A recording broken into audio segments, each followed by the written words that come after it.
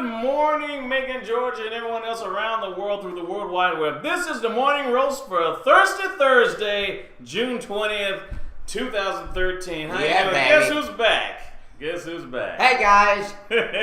How y'all doing? Oh, Lord. Here we go again.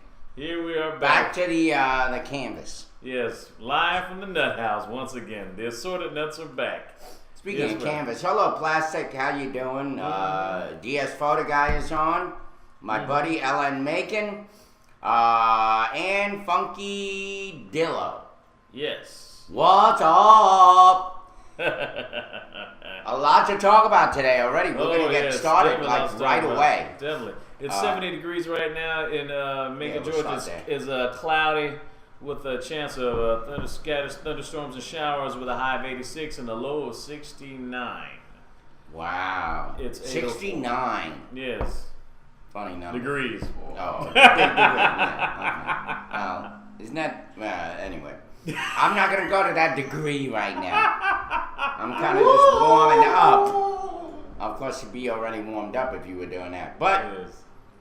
A lot to talk about. A lot of people dying. It seems like everybody in Hollywood is like just going away. Guess what yesterday was? What? Mo Howard's birthday. Yes, it was. Yeah. Yes, it was. And he was born in Bensonhurst, Brooklyn. In 1879 or something? Yeah, like yeah, 1897 or some bullshit. Anyway, Mo Howard was also born in Bensonhurst, Brooklyn, which was not too far from where I used to live. Mm-hmm. He went to Erasmus Hall High School. Of course, he dropped out early, but same school that I did, that I didn't even know about until yesterday. And at the time, they used to call it Bath Beach, but believe it or not, they still call it that today. Holy shit, breaking news. What do we got? From the Bean on Facebook. What's up? Come up. James Gandolfini. Yes. Yes. Dead at 51. Yeah, we got that up, as a matter of fact. James Gandolfini is dead, and of course you all know him as the guy from The Sopranos. So you have that up. Hey. Yes, yes. Yeah, you know, I wasn't a big Sopranos fan, but I always wanted to watch it, but of course I didn't have cable. Yeah. There was no way I could watch it. I'll admit, though, I did, well, at least when I did have cable, before my premium cable was cut off, I did see like the first season of The Sopranos. Was it good? It was very good, very good. That and HBO's that show Oz that they had as well. Those were two of my favorite. Yeah, Oz was a little freaky though. I used to watch Oz. Yeah. It was a little too much. Yeah, that crazy. The guy was always banging somebody, or somebody was. Anyway. I mean, if that doesn't scare you straight, nothing else will. I'm telling you. If that doesn't freak you out, I mean, you pretty much jail bound anyway. Yeah. We're not talking about the Wizard of Oz now. Oh yeah, that's for sure. Anyway, so why don't you read the story there? Yes, James Gandolfini was 51 years old. He died Wednesday, while vacationing in Rome. He refused to be bound by a star-making role in the HBO series Tony Soprano that brought him 3 Emmy Awards during its 6-season run. According to Sopranos creator David Chase, James Gandolfini was a genius, Mr. Chase said. Anyone who saw him, even in the smallest of his performances, knows that. He is one of the greatest actors of this or any time. A great deal of that genius resided in those sad eyes. Dr. Claudio Modini, head of the emergency room at the Polyclinic Umberto Uno Hospital in Rome, said Gandolfini suffered a cardiac arrest. He arrived at the hospital at 10:40 p.m. On Wednesday and was pronounced dead at 11 p.m. after resuscitation efforts in the ambulance and hospital failed.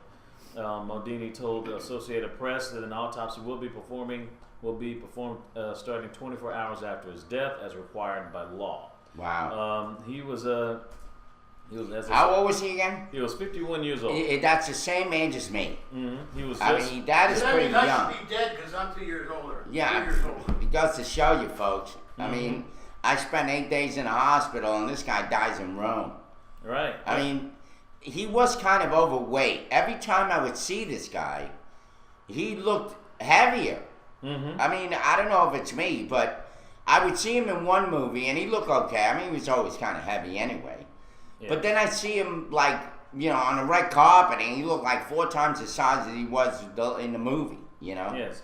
Matter of fact, he had director Tony Scott, who recently died last year, who killed himself in August 2007, that praised James Gandolfini for his talent for fusing violence with charisma, which he would perfect in Tony Soprano. Oh, yeah, And that's matter of what fact, James Gandolfini played a tough guy in Tony Scott's 1993 film True Romance, who Yeah. beat Patricia Arquette's character to a pulp while offering such a jarring, flirtatious band as "You got a lot of heart, kid." Yeah.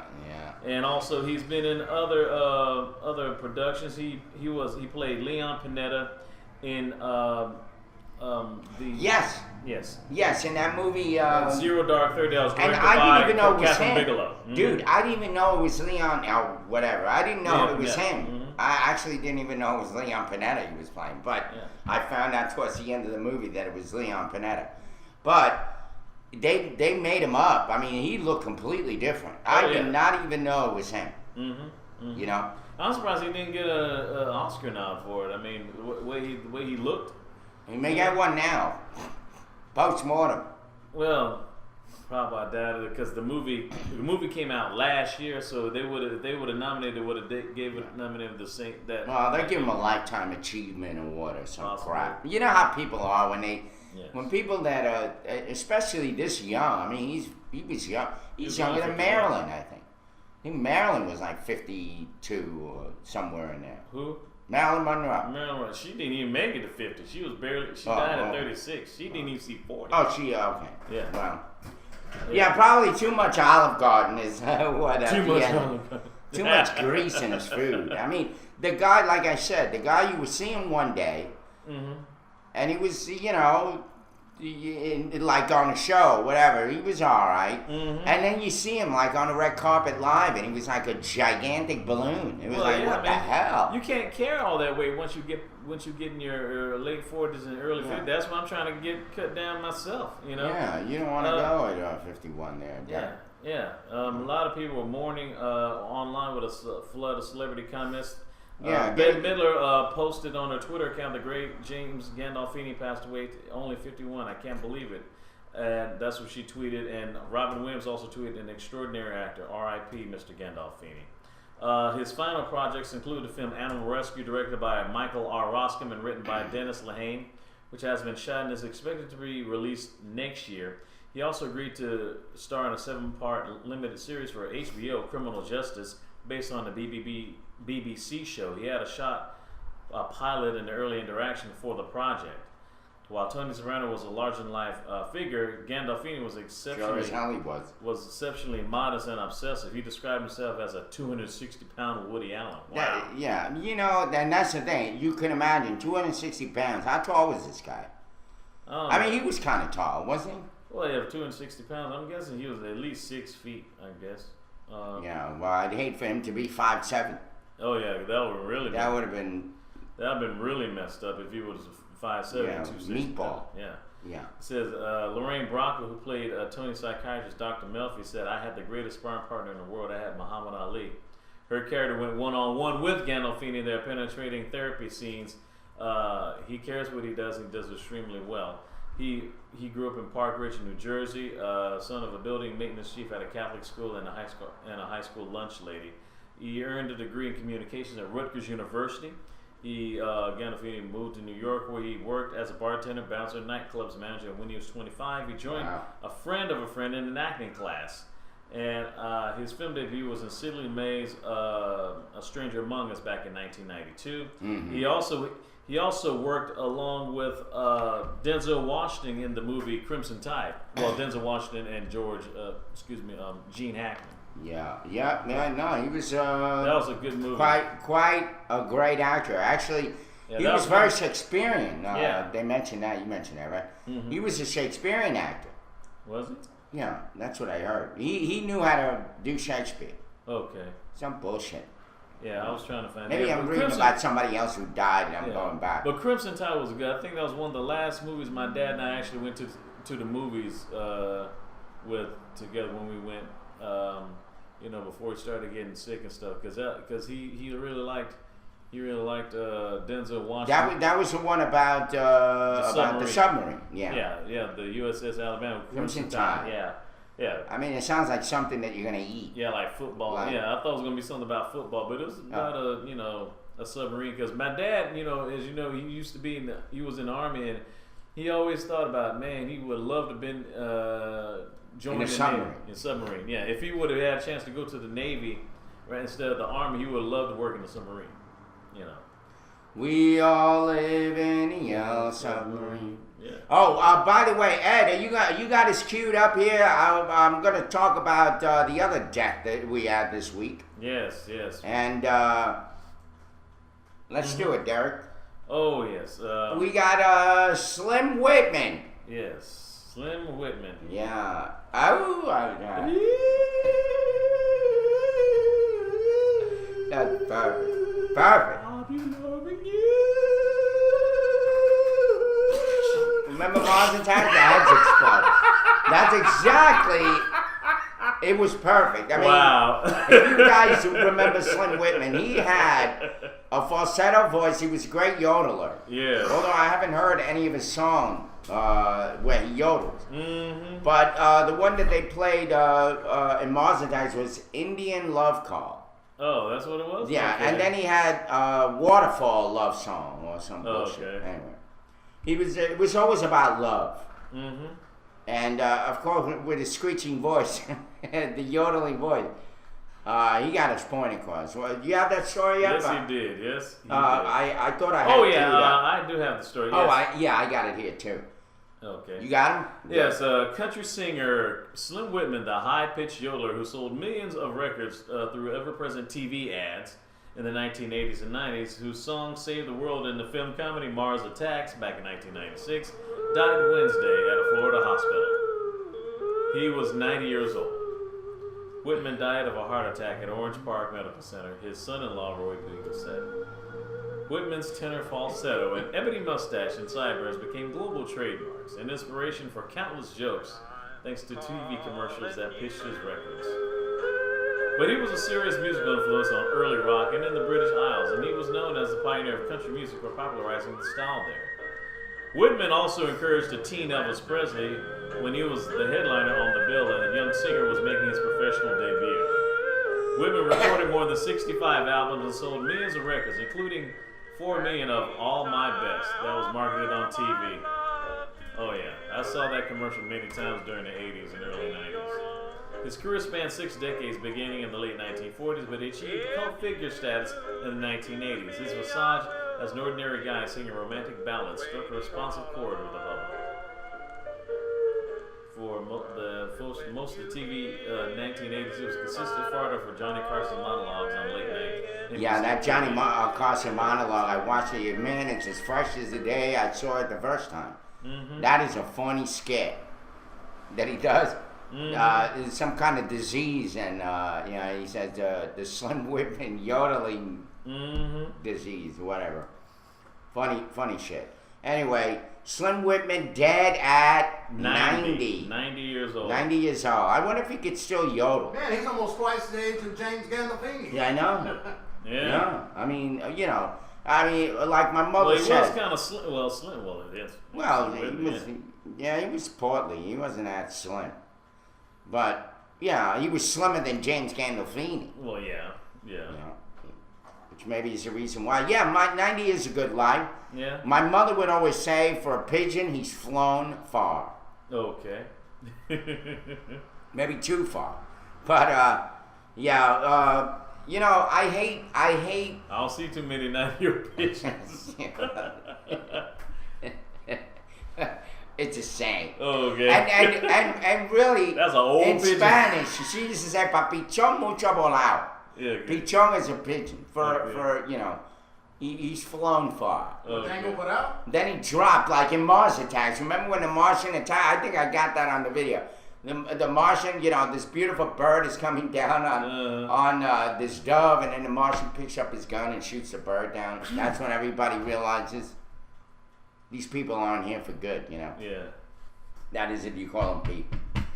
But, okay, so once again, we had James Gandolfini and, of course, friend yodeler Slim Whitman. Yes. Both dead. One at 51, very young, my age. Yeah, That's the very other young. one, Slim Whitman, died at the age of 90. And there you have it, folks. All right. Yes. Well, I do have some stories, some local all right, good. stories.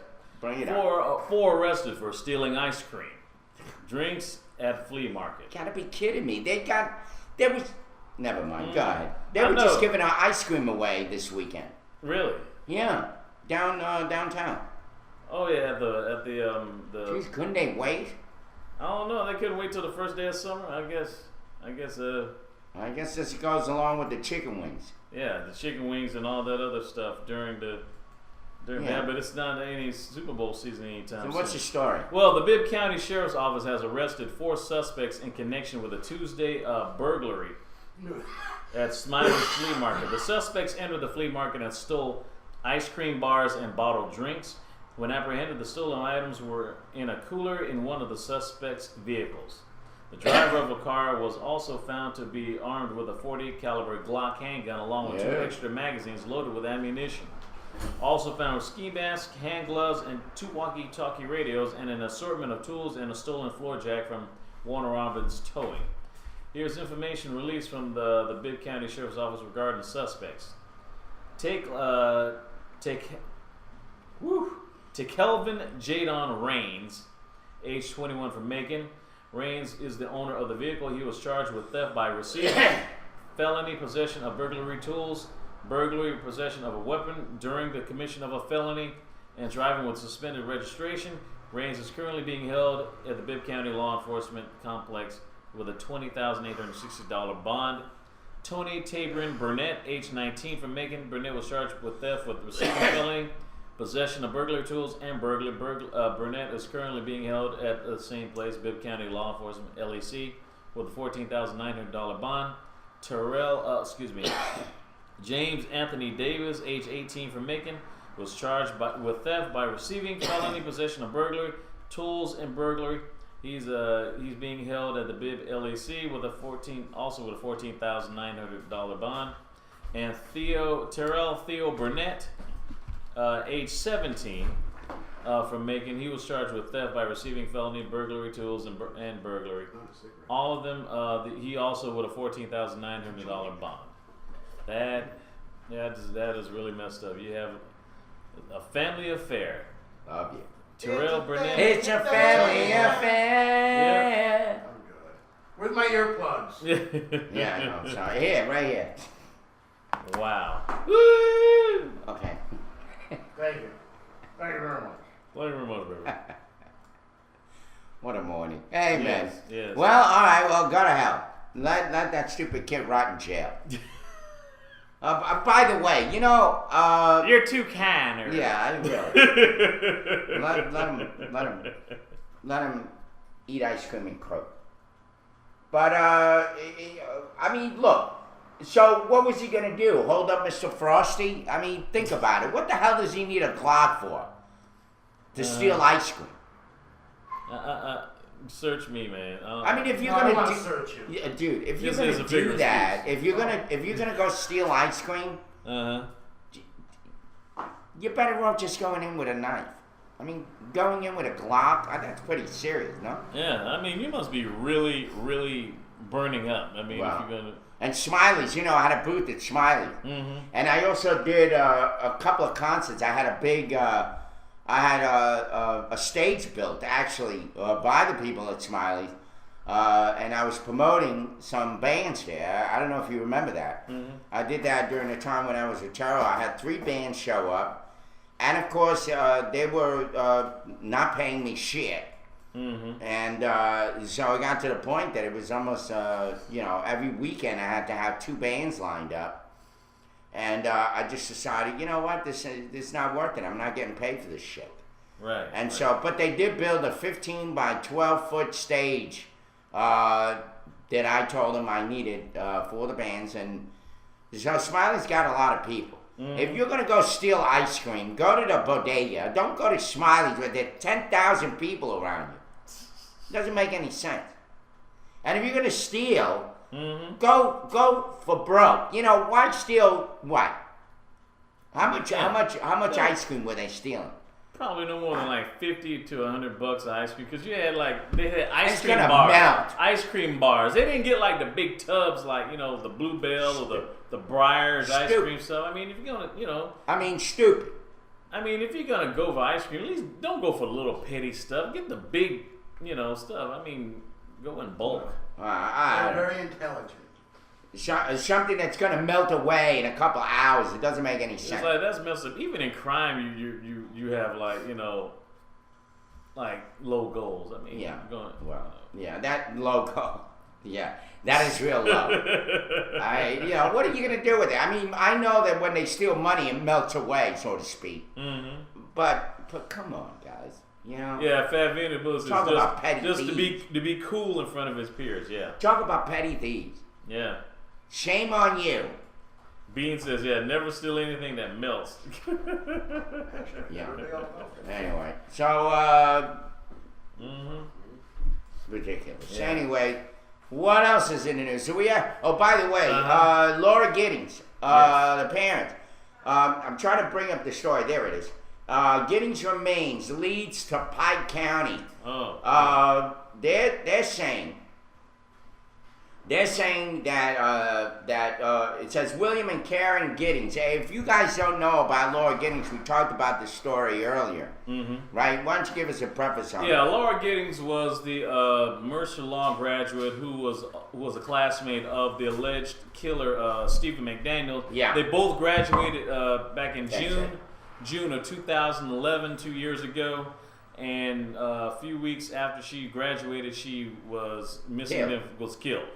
And they happened to live. Matter of fact, Miss Giddings and McDaniel Why lived are in we the wasting our tax dollars? same apartment complex. Who the hell knows? I mean, look, Mm-hmm. we waste our tax dollars on worse things. But anyway, I mean, well- you can look at him. He's got beady eyes. He's guilty. yeah, Yeah. that's true. Look into his eyes, you could see it all. Yeah, I watch Fox News too. Yeah, no. By the way, most of these killers, you ever notice, like all these killers that rampage the theater and all that, they all have those popped out eyes like that. You ever notice that? Yeah. Anyway. William and Karen Giddings believe their daughter's accused killer visited his late grandfather's Pike County property a few days before allegedly murdering and dismembering Laura Giddings. Stephen Daniel faced a murder charge in connection with Laura Giddings' death. McDaniels and Giddings graduated from Mercer University Law School a few days before Giddings was killed. They lived in adjacent apartments across from the law school. McDaniel's grandfather, Hollis Browning, lived at Drippy. I'm not going to give the address. It's a 63-acre tract known as Browning Place. In a federal lawsuit filed recently, the parents asked permission to search their daughter's missing head, arms, and legs on the property. So wait a minute. I thought because you know Mason.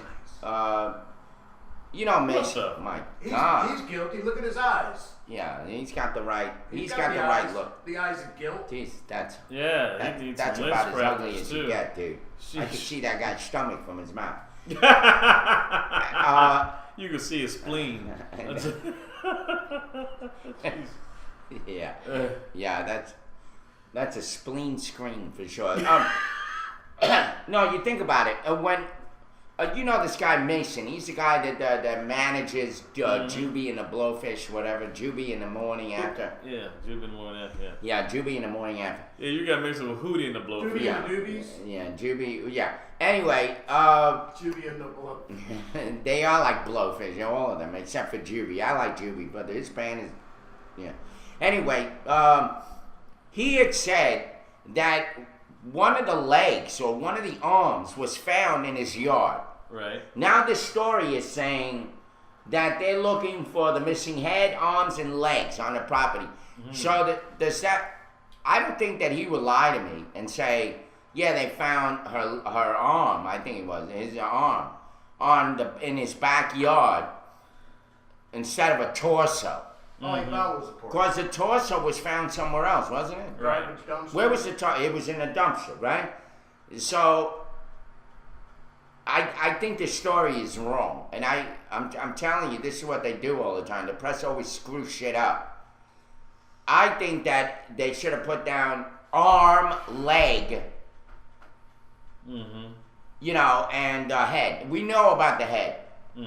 I mean, what does it matter? What matters is, you know, the facts. The facts are that if they're going to be looking for heads, arms, and legs, you know, they're not telling us the story straight. Right. Because according to what the story was, they did find her body parts except her head. Yeah. Because, well, according to the story, it says Laura Giddings' parents alleged in the lawsuit that a surveillance video camera captured McDaniel looking at boat anchors at Walmart, even though McDaniel didn't own a boat. And her parents believe that McDaniel looked at anchors as possible devices to submerge body parts. I think he was just trying to get a little ahead. Wow, the suit does not address whether the parents think McDaniel purchased anchors. Well, they should chat, no? Jill Pritch brought her adjoining Pike County property on Hollis Browning. She enjoyed her place and surrounding scenery. She's also familiar with the lake on Browning Place. All right, well. And then they describe it's beautiful and gorgeous, of course. Yeah, whatever. But anyway. So far, the trial date has been set for this. Now, I think this guy is going to get off on something. I think he's going to get off. And the other thing is, you know, going back, and I have to hit this woman again. This, I bet that if this Nancy Grace wench would have been on the story, we could have gotten a lot more ahead of time. But she decided to keep it quiet because it's an alma mater, and I believe this is all speculation, but it just smells, you know, it smells like a rat to me. That she decided to leave this whole thing alone because she didn't want to tar the reputation. Yeah, so if it would have happened like maybe Georgia Tech somewhere. Oh, if it would have happened anywhere else, that woman would have been all over screaming and crying, leaving her babies at home to her nanny. That's all she does. And, I don't know. Yeah, I can't stand Nancy Grace as it is. Yeah, Fat Vinny says it's a bad day for Nancy Grace when a man doesn't murder his wife or kids. Exactly, that's true. Yeah, absolutely. She ain't got nothing to talk about and whine about. She's such a freaking whiner. I was watching a program. They had she had a special. It was like CNN. She was at a women's prison or something. And it says, aside from missing your kids, what is the thing that you miss besides missing your kids or freedom? What are the things that you miss about not being in the free world? I mean, being in prison and stuff. She was asking these female inmates. Yeah, and half of them were like on drug charges and that kind of stuff. One of them was a murderer. Yeah. And they all met this Arias girl, and they were saying she's a nice girl, and yeah, of course she is. Yeah, of course she is. Murderous wench. But who really? Thank you, Ed. Who really? You know, I don't know if she got away with murder. She did. They did charge her with the murder, right? Yeah. But they're not going to give her the death penalty, from what I hear. Yeah, because she changed her mind. She says, "I'd rather have the death penalty because I want to stay beautiful when she don't want to get all old and wrinkled up in prison and stuff." And then the jury say, "Okay, we'll give you death then." She's like, "Whoa, I changed my mind." Yeah, she's. They said that her parents or some bullshit told her, begged her not to do it. You sure it wasn't lethal injection that convinced her not to do it? It could have been easy. They did. You know, they're not going to electrocute her. So, good morning, guest 31. Welcome to our show. Let's go down to roster. We got a whole bunch of folks here today. Thanks for coming by. Good to see everybody. How you doing, GS Photo Guy? We got Bean here. We got Uric Wildcat. How you doing? Ellen Megan, Plastic Canvas. We have Abnormal, Ant's Vagina, Funky Dillo, Orange Rose, and Fat Vinny, and Hydroponic. Oh, thank you, brother. Thank you. Hydroponic. Hydroponic. All right, well. That is something. Welcome all to the show. It's good to have you all again. Yeah. Speaking of that nice brew, and can you smell what the roaster's brewing right now? Yeah. It's 8:32 right now. Beans last night? Huh? Did you eat beans last night? No. Oh, okay. No. No, there we go. Well, something's brewing. Yeah. I'm hoping it's not that grease trap that they put in front of my freaking window. Would you believe that? I love this guy Ashley. Ashley, if you guys know, is the guy that brought us breakfast. Yeah, he has the little eatery. Yeah, the little like, eatery. right next door. He decides to put his freaking grease No, trap. he didn't. They put it there. It Well, wasn't whatever. us. I mean, he's the guy that's in charge, and he You didn't even can know move where away he was from the supposed to building. go. Besides, by law, he can't have it that close to the Yeah. building. Yeah. You Right talking into about- my window. Is it like, who was it, Mike or somebody else? Or who Well, put this up? believe me, he's got to move it. If not, I'll just ride on him to Mike, and Mike will give him a hard time. Yeah, Mike. Yeah, like he cleaned up the oil spot. Yes. Yeah, that's true. Well, I guess. Well, if you're those who are happy for your cup of Joe, I mean, you practically yours was like free. but- Yeah, this coffee tastes like $100 cup of coffee. How Yeah, much is that? This was like this store right here is supposed to be at $90 for a cup of coffee. Come on, please. And it says that the world's most expensive Java is basically defecated or pooped from an animal. What the hell is that all Oh about? my goodness! Hold on to your hat, Jesus. sir. Hold Why don't on. we just brew our own shit? It's a lot easier to get. It's like, see, coffee snobs can now take it to a whole new level, you know.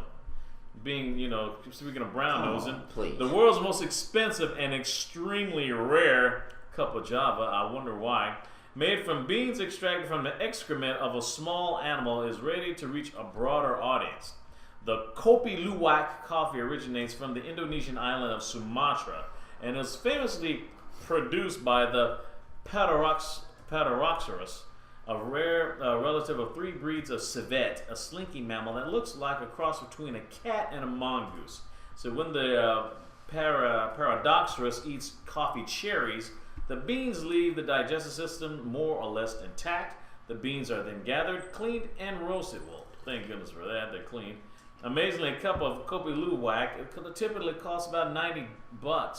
Or you can pick up a pound of the beans for around $1,000. Wow. To get a cup typically requires an appointment with one of the small number of establishments that carry the exotic blend. Is the unusual and labor-intensive process that drives up the price, or is there something truly unique about this taste of coffee, which was once referenced in reverential terms on the Oprah Winfrey Show? Says basically the coffee website Funnel Mill describes Kopi Luwak as a quote coffee said to be like no other. It has a rich, heavy flavor with hints of caramel and chocolate. Other terms used to describe it are earthy, aromatic, sweet, and exotic. The body is almost syrupy and is all probably the smoothest coffee known to mankind, quote unquote. I'm sure it is. They have the elephant shit coffee. They have the monkey shit coffee. And now, by the way, this picture that Ed is putting up of this so-called cat, Yeah. that looks Photoshopped. It's not Photoshop. I mean, it's a Kopi Luwak. I mean, Is this, it? I didn't go to that. No. this one's I from mean, an actual you article. think about his head is smaller than his body. It doesn't look right. Doesn't look It says proportionate. it says it looks like a cross between like some type of bobcat or mongoose type animal. Yeah. You know, and mongoose they kill. Yeah, now that's more like it. Yeah. Now, just imagine having coffee out of this guy's butt. Yeah, I mean, it says the website Touch of Modern is offering a limited run of Kopi Luwak that while not exactly cheap, you won't break the bank. You can pick up a bag of that Kopi Luwak Arabica for less than $30 instead of getting like $1,000. Buying 3 150 gram packages will set you back about $600. Wow. So That's crazy. Would you spend $600 or even $30 to try the world's most rare and expensive Why coffee? not buy $600 worth of weed? Whoever was the one who first discovered it. Yeah. What did you go rummaging through poop? Yeah. And how do you I mean, how do you? how do you clean I it? mean- That's what I'm saying. You know, once it's exited Well, out, I know you that the elephant shit coffee, they go in and pick the beans by hand. Yeah. Exactly. Well, that's like crystals. I mean, you ever eat crystals, man? I mean, has anybody ever eaten crystals and not had the shits the next day? That's what I need to know. Oh, yeah. Yeah. And Yeah. how much sugar and cream you got to do to get if it has still some of that aroma back. You know.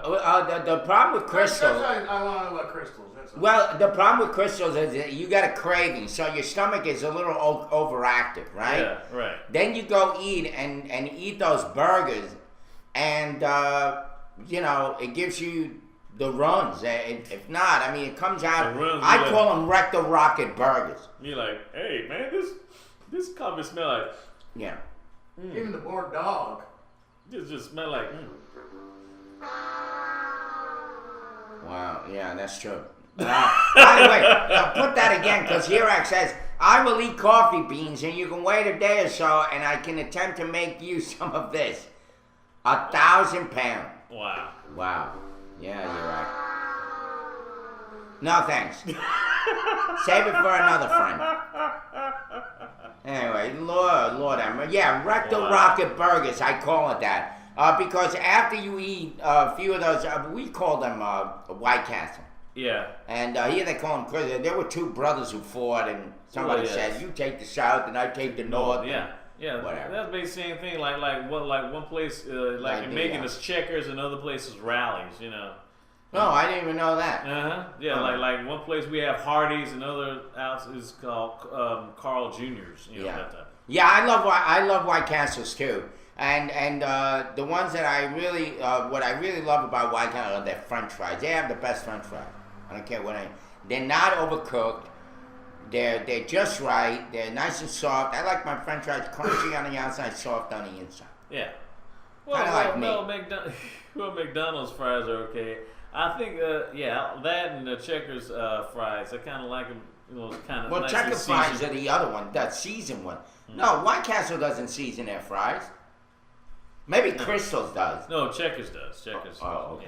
Yeah. Those fries with the seasoning, man, they burn a freaking hole in your intestine.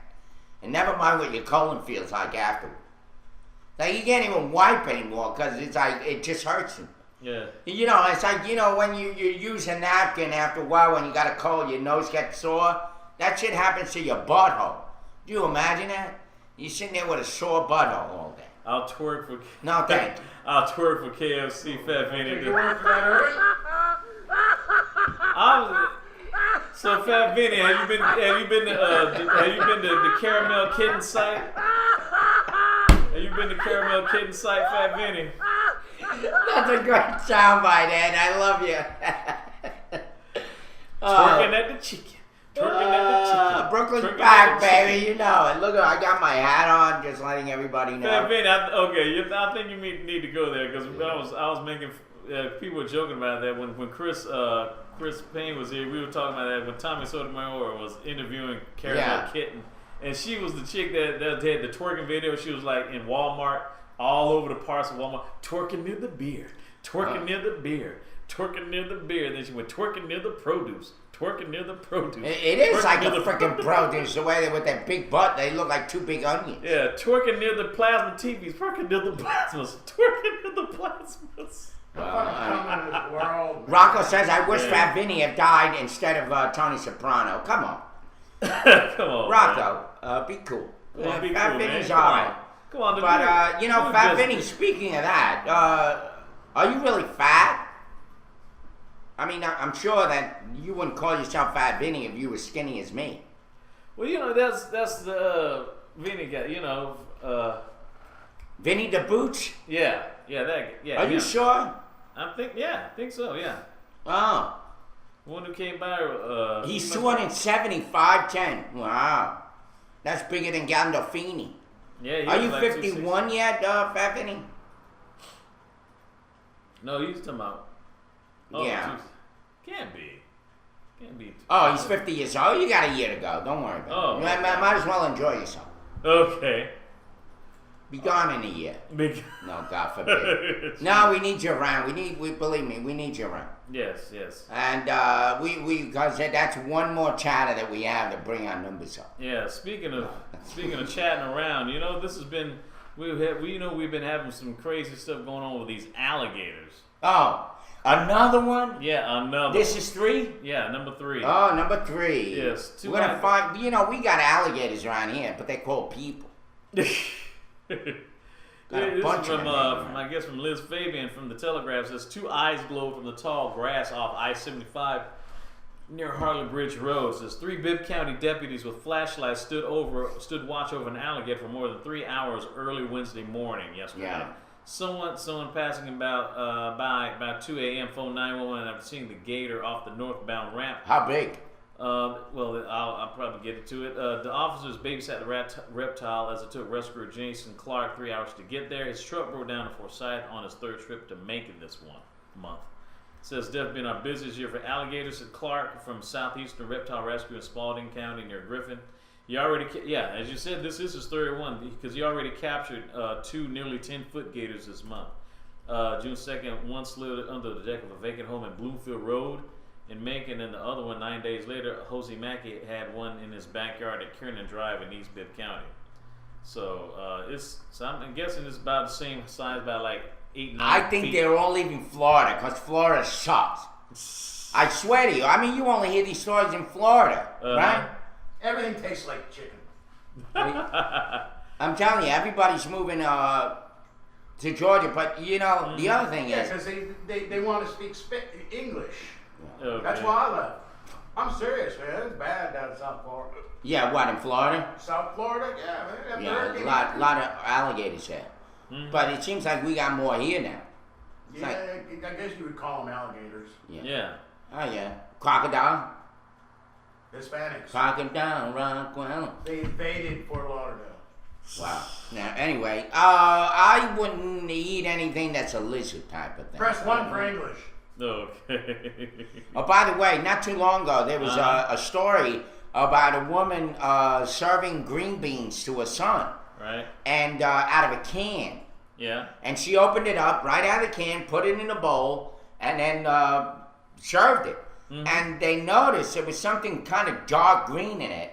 And she thought that it was kind of like bacon. I don't know why she thought it was bacon Yeah. in green beans. I guess they put bacon in green beans somewhere. Who knows? Well, pork and beans I can understand. Yeah, but but- green beans, They find out later that it was a frog. Ugh. A dead frog in a can of green beans. Wow. So, folks, don't eat green beans. I get you. Eve's worse up than in- spinach. Eve's up in Canada, right? Right. Who? Yeah, she's in Canada. Eve, you're up in Canada. Do you have to press 1 for English?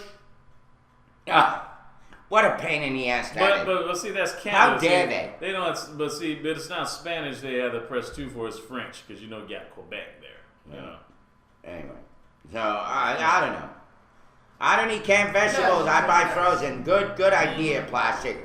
And that's creepy. And by the way, and the government, whatever government that we have left, Yeah. the government talks about how the average,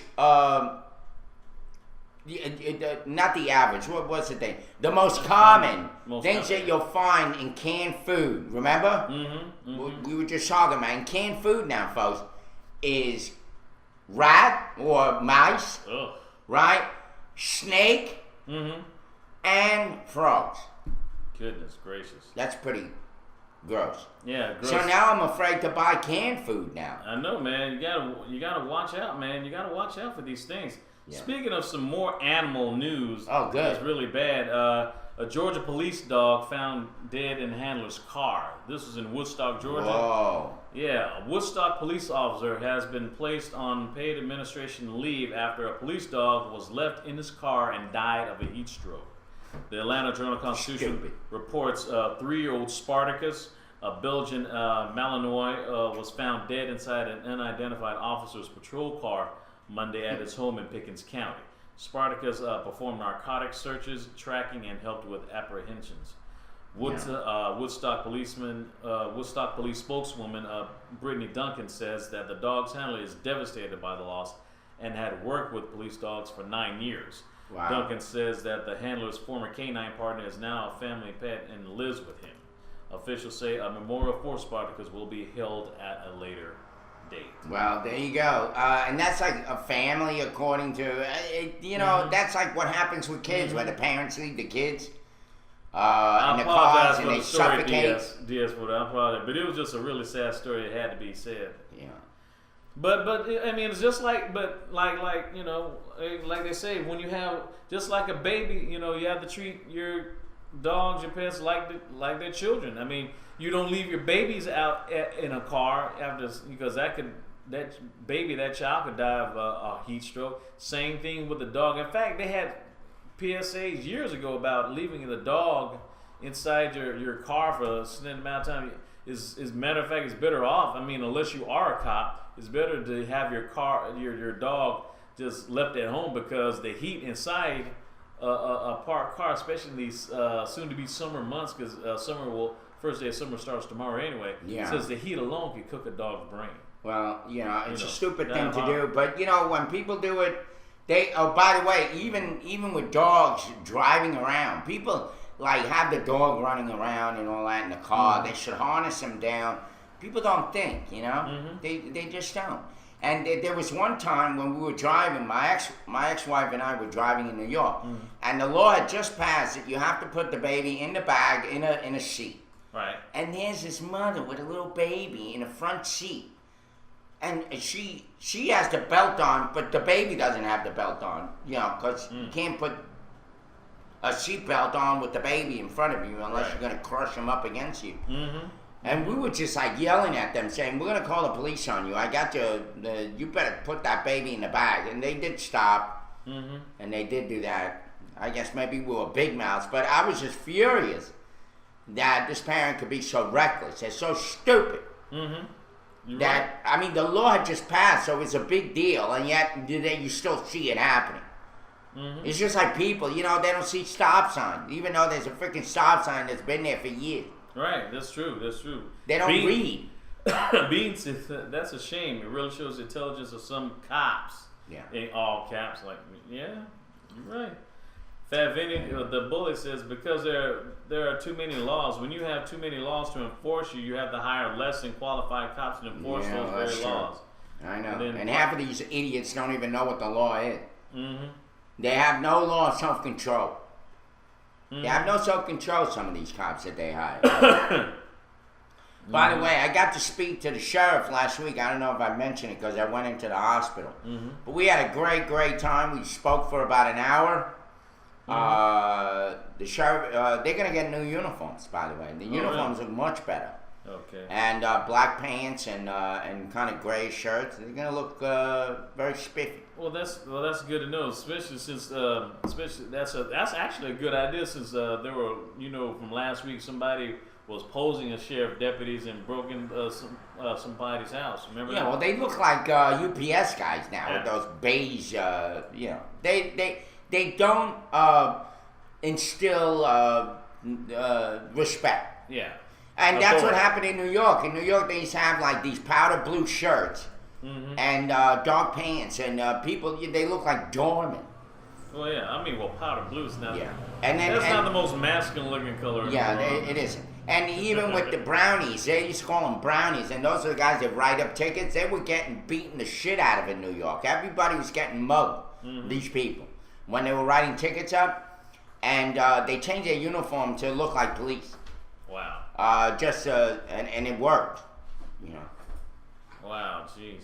Well, anyway, what else is in the news? What else we got going? We got a lot of. yeah. I know there's a lot going on. It's just, I do have one story. There was a man who robs a Rite Aid, steals $300 in Breathe Right strips.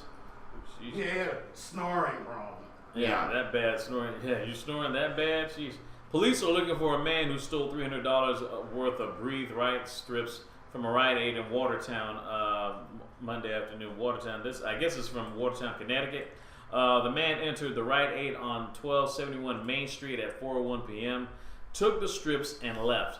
He fled in a tan four-door 1995 Acura Legend with a black hood, cracked windshield, and writing on the driver's window. The car was driven by a Hispanic male in his 20s, the police said. Anyone with information is asked to contact Detective Ferrucci of the Watertown Police Department at 860-945-5200. That's 860-945-5200. yeah, well, call them up if you got any leads. Rite Aid, they're very big in New York. Yeah. You know, And definitely... them and Dwayne Reed. Definitely give him a call, especially if you have problems sleeping, I guess, or snoring. Well, they got that guy, man, might as well get the size of his anus. I mean, they got everything on that guy. There's no way, those pictures alone are going to get him caught. Oh, yeah, no doubt about it. No doubt about it. Of course, he looks like every Puerto Rican in New York, but that's besides the point. By the way, you know, remember that story of Flight 800 some years back, where it blew up over Long Island waters there? Well, now they're coming out with a movie talking about that it was an external, because the original report says that it blew up from some faulty wiring that set off the fuel tank and blew this plane up. Everybody died. It was like, God, how many people? It was a 747. 230 people died. Yeah, TWA 800. Yeah, TWA 800. Does TWA even exist anymore? I don't even know. I don't think so. But anyway, they all these people died over the Long Island side. I remember when it happened. It was in 1996. It was about 3 years after 9/11. I mean, not 9/11. 3 years after the first bombing of the World Trade Center. Where right about the my same time sister was there. Matter of fact, around the same time, just a month before the '96 Olympic Games in Atlanta, because That's right. Yeah. That's right. And so everybody was like jumping to conclusions that it was, done by terrorists. And then, of course, they did all the investigation. They put this thing meticulously back together. You got to see this plane now. I mean, it's all still put back together. And they determined, according to the reports by those that put the ship back together, that there was no sign on the pieces that they found. Of course, how you could tell is beyond me. But they had enough evidence to show that it was internal, wasn't external. Well, now this movie's coming out, a documentary, saying otherwise. It's saying a documentary on a 1996 explosion that brought down TWA Flight 800 offers solid proof that it was an external detonation. Wow. Its co-producers said on Wednesday. Of course, everyone knows about eyewitness statements, but we also have corroborating information that the radar data shows an asymmetric explosion coming out of out of that plane. Something that didn't happen in the official theory. Okay. I have a hard time believing this. I think they're trying to sell this documentary and make money on it. Even if, once again, they prove that, in fact, it wasn't an external bomb that went off, and that the government, again, conspiracy, says the government says, they're lying to us. Right. And coming fresh off the heels, 3 years, of course, after the 93 attack on the World Trade Center, one would imagine that there is a possibility. But when you have all these experts saying that have nothing really to prove other than just do their job, and Yirak, Mr. Wildcat has worked on airplanes, and I like for him to chime in on this, because once again, conspiracy theorists are saying this. You got guys making documentaries and movies that it's only going to make money irregardless, whether it's true or not. They're going to make money because people are going to look at this shit anyway. And so, listen, I could say, come up with some way of making a conspiracy theory just about anything. Right. And, how the Mr. Frosty song came up. Yeah. And who really wrote it. And people are going to look at it. People will look at anything at this point. That's and true. If you're smart enough, you'll make money. And these guys are obviously smart enough. So what do you think? These people work for NTSB. What is that? Give us the National Transportation Safety Board, I would bet that is. Oh yeah, I did see that flying bicycle, by the way. It does not look like anything out of E.T. It's got two fans on it. Like one in the back, one in the front. Yeah. Okay, here we go. Hello, I am currently 19 years old and I want to become a walrus. I don't know whether there's a million people out there like me, but if you promise that I'm different, July 14th, and daughter home on the side of my stomach where I go training. I'm not a walrus yet, but I promise you if you give me support. Whatever. Support I need to become a walrus. Thank you. All right, Mr. Walrus. Yes, you know, the Master walrus Walrus. is the Eggman Cuckoo Kachoo. I am the walrus. I'm the Well, we Eggman. got some nutcases on here. don't we? Yes. Jesus. Yes, Man. man. You need to cut down on that stuff, man. It's too early in the day Yeah, to be what's high. going on, kid? You got a problem there. Too many drugs. Yeah, man. But hey, you know, you Drinks- are what you are. Yeah, drink some orange juice. You'll be all right. Big walrus. All right. Yes, Look, I'm proud. We even have walruses looking at our show. How Think about about that? Well, I guess I support whatever you want to be, kid. yeah. Well, I mean, heck, we have walruses and Yeah. dogs and alligators and stuff. I mean, drugs. Oh yes, you're right. Yeah, you're right. That's a story that I remember. It was faulty because everybody was jumping to conclusion. But the thing is, now that this movie's coming out, and you and I have talked about this in the past, do you think it was a conspiracy to try to hold back the reality of what happened to that plane?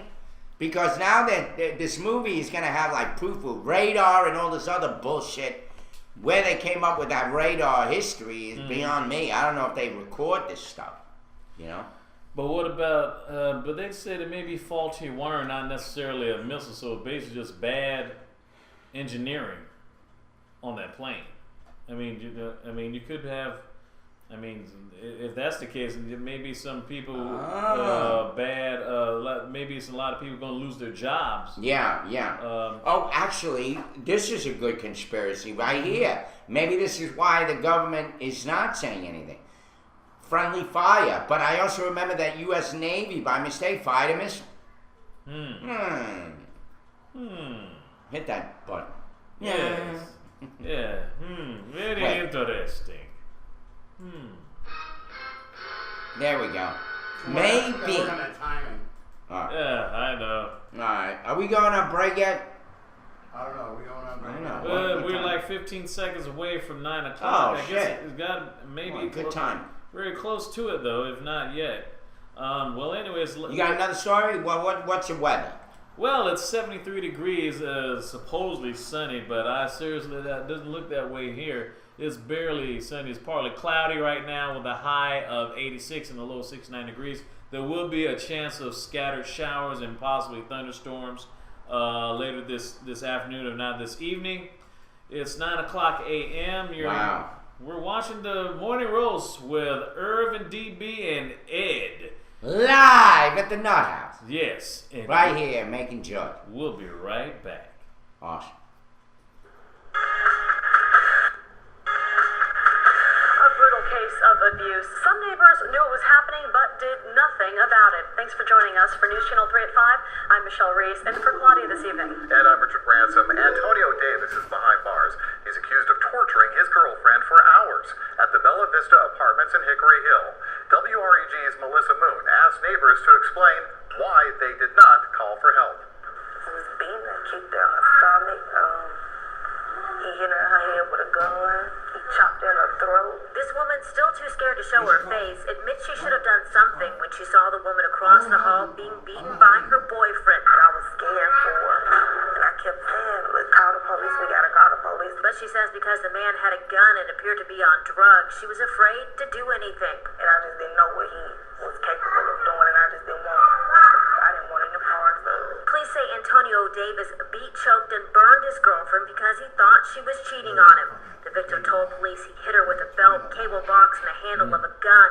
Neighbors say they saw Davis kick the woman so hard she flew across her apartment. Police say the beating at apartment number 4 lasted around 7 hours and say at one point Davis bound his girlfriend with tape, threw her in a closet, threw lighter fluid on her, and threatened to set her on fire. When she came out another time, she was soaking wet, but I don't know if it was lighter fluid or not. Other neighbors who had no idea what happened can't believe no one called police.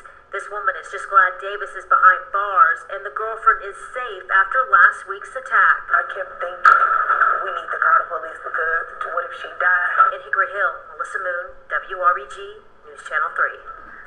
The victim told police what happened when she went to the hospital to be treated for multiple injuries.